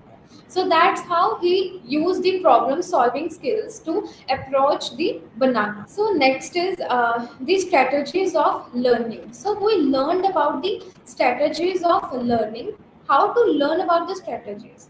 We saw the theories, the theoretical perspective of the learning towards the approach of what we want, the goal, the end result. ਤੇ ਇਸ ਦੇ ਵਿੱਚ ਫਿਰ ਆਪਾਂ ਨੇ ਸਿੱਖਿਆ ਕਿ ਵਿਧੀਆਂ ਕਿਆ ਨੇ, ਮਤਲਬ ਵੇਸ ਕਿਆ ਨੇ ਜਿਸ ਦੇ ਨਾਲ ਆਪਾਂ ਲਰਨ ਕਰ ਪਾਉਂਦੇ ਹਾਂ। That is the cognitive learning. Cognitive learning ਦੇ ਵਿੱਚ ਵੀ studied about the latent learning and the other one was insight learning. ਨਾ in cognitive learning latent and insight both works और both goes hand in hand, क्योंकि latent learning ਹੁੰਦਾ trial and error. किसी चीज़ ਨੂੰ ਸਿੱਖਣਾ, गलती करना, वापस मुड़ जाना, किसी चीज़ ਨੂੰ करना, सीखना, गलती करना, वापस मुड़ जाना, पर वापस मुड़ के उस चीज़ को दोबारा स्टार्ट करना, that is the trial and error. And second is insight learning where he use the approach जे एक मेथड वर्क नहीं करता था, let's find the other method instead of just doing it in the same way. So insight learning is based on the problem solving, whereas the latent learning is based on the approach of trial and error. Both goes hand in hand, but they both are different in itself, as the approach is different of Tolman and the other चीज होनिया चाहिए ने जिस ਦੇ through ਆਪਾਂ ਕੋਈ ਵੀ ਚੀਜ਼ ਨੂੰ ਜੇ ਲਰਨ ਕੀਤਾ ਉਸ ਚੀਜ਼ ਨੂੰ ਆਪਾਂ ਯਾਦ ਰੱਖ ਸਕੀਏ ਤੇ ਆਪਣੇ ਆਉਣ ਵਾਲੇ ਟਾਈਮ ਦੇ ਵਿੱਚ ਵੀ ਉਸ ਚੀਜ਼ ਨੂੰ ਆਪਾਂ ਲਰਨ ਰੱਖ ਸਕੀਏ।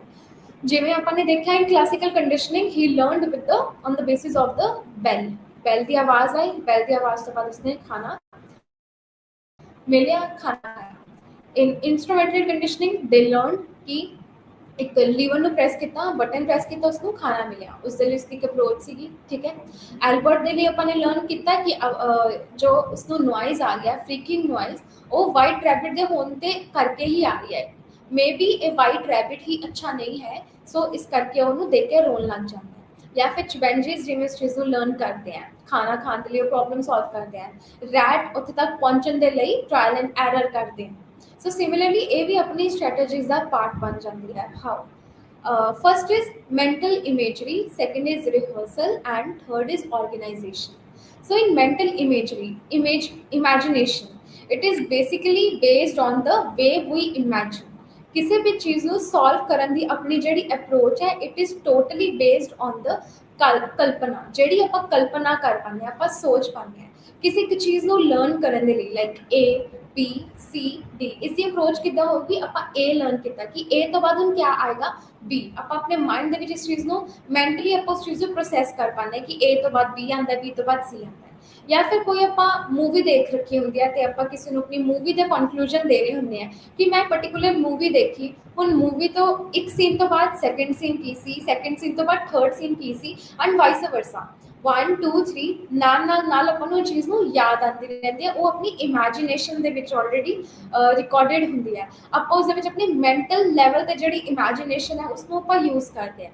कोई भी चीज़ ਆਪਾਂ ਨੇ ਸੋਲਵ ਕਰਨਾ ਹੈ what we will do is ਕਿ ਆਪਾਂ ਜੋ ਵੀ ਪਹਿਲਾਂ ਦੇਖ ਰੱਖਿਆ ਹੁੰਦਾ ਆਪਾਂ ਉਸ ਦੀ ਮੈਂਟਲ ਇੱਕ ਪ੍ਰੋਸੈਸ ਨੂੰ ਯੂਜ਼ ਕਰਦੇ ਹਾਂ ਐਂਡ ਆਪਾਂ ਆਪਣੀ ਮੈਂਟਲ ਇਮੇਜਿਨੇਸ਼ਨ ਨੂੰ ਆਪਣੀ ਰਿਐਲਿਟੀ ਦੇ ਵਿੱਚ ਆਪਾਂ ਇਨਕਲੂਡ ਕਰਦੇ ਹਾਂ that's how mental imagery works ਜੋ ਵੀ ਆਪਾਂ ਇਮੈਜਿਨ ਕਰਦੇ ਹਾਂ ਤੇ ਆਪਾਂ ਆਪਣੀ ਇਮੇਜਿਨੇਸ਼ਨ ਨੂੰ ਆਪਣੀ ਰਿਐਲਿਟੀ ਦੇ ਵਿੱਚ ਜਿਹੜਾ ਆਪਾਂ ਰਿਕਾਰਡ ਕਰਕੇ ਰੱਖ ਪਾਉਂਦੇ ਹਾਂ ਆਪਣੇ ਸਾਹਮਣੇ ਲੈ ਕੇ ਆ ਪਾਉਂਦੇ ਹਾਂ that is our first strategy towards learning anything ਇਹ ਲਰਨਿੰਗ ਆਪਣੀ ਕਿਸੇ ਚੀਜ਼ ਨੂੰ ਲੈ ਕੇ ਇੱਕ ਇਮੇਜਿਨੇਸ਼ਨ ਦੇ ਬੇਸਿਸ ਤੇ ਵੀ ਹੋ ਸਕਦੀ ਹੈ ਪਾਸਟ ਲਰਨਿੰਗ ਦੇ ਬੇਸਿਸ ਤੇ ਵੀ ਹੋ ਸਕਦੀ ਹੈ ਜਾਂ ਆਪਾਂ ਕਿਸੇ ਹੋਰ ਨੂੰ ਉਸ ਚੀਜ਼ ਨੂੰ ਕਰਦੇ ਹੋਏ ਦੇਖ ਰੱਖਿਆ ਹੁੰਦਾ ਉਸ ਬੇਸਿਸ ਤੇ ਵੀ ਹੁੰਦੀ ਹੈ ਜਿਸ ਨੂੰ ਆਪਾਂ ਆਪਣੇ ਤਰੀਕੇ ਦੇ ਨਾਲ ਆਪਣੀ ਸਟ੍ਰੈਟੇਜੀਜ਼ ਆਪਣੀ ਅਪਰੋਚ ਤੇ ਆਪਣੀ ਈਜ਼ ਦੇ ਨਾਲ ਉਸ ਚੀਜ਼ ਨੂੰ ਚੇਂਜ ਵੀ ਕਰ ਸਕਦੇ ਹਾਂ so that's how mental imagery works Second is rehearsal. In rehearsal, what we will do is abhyas.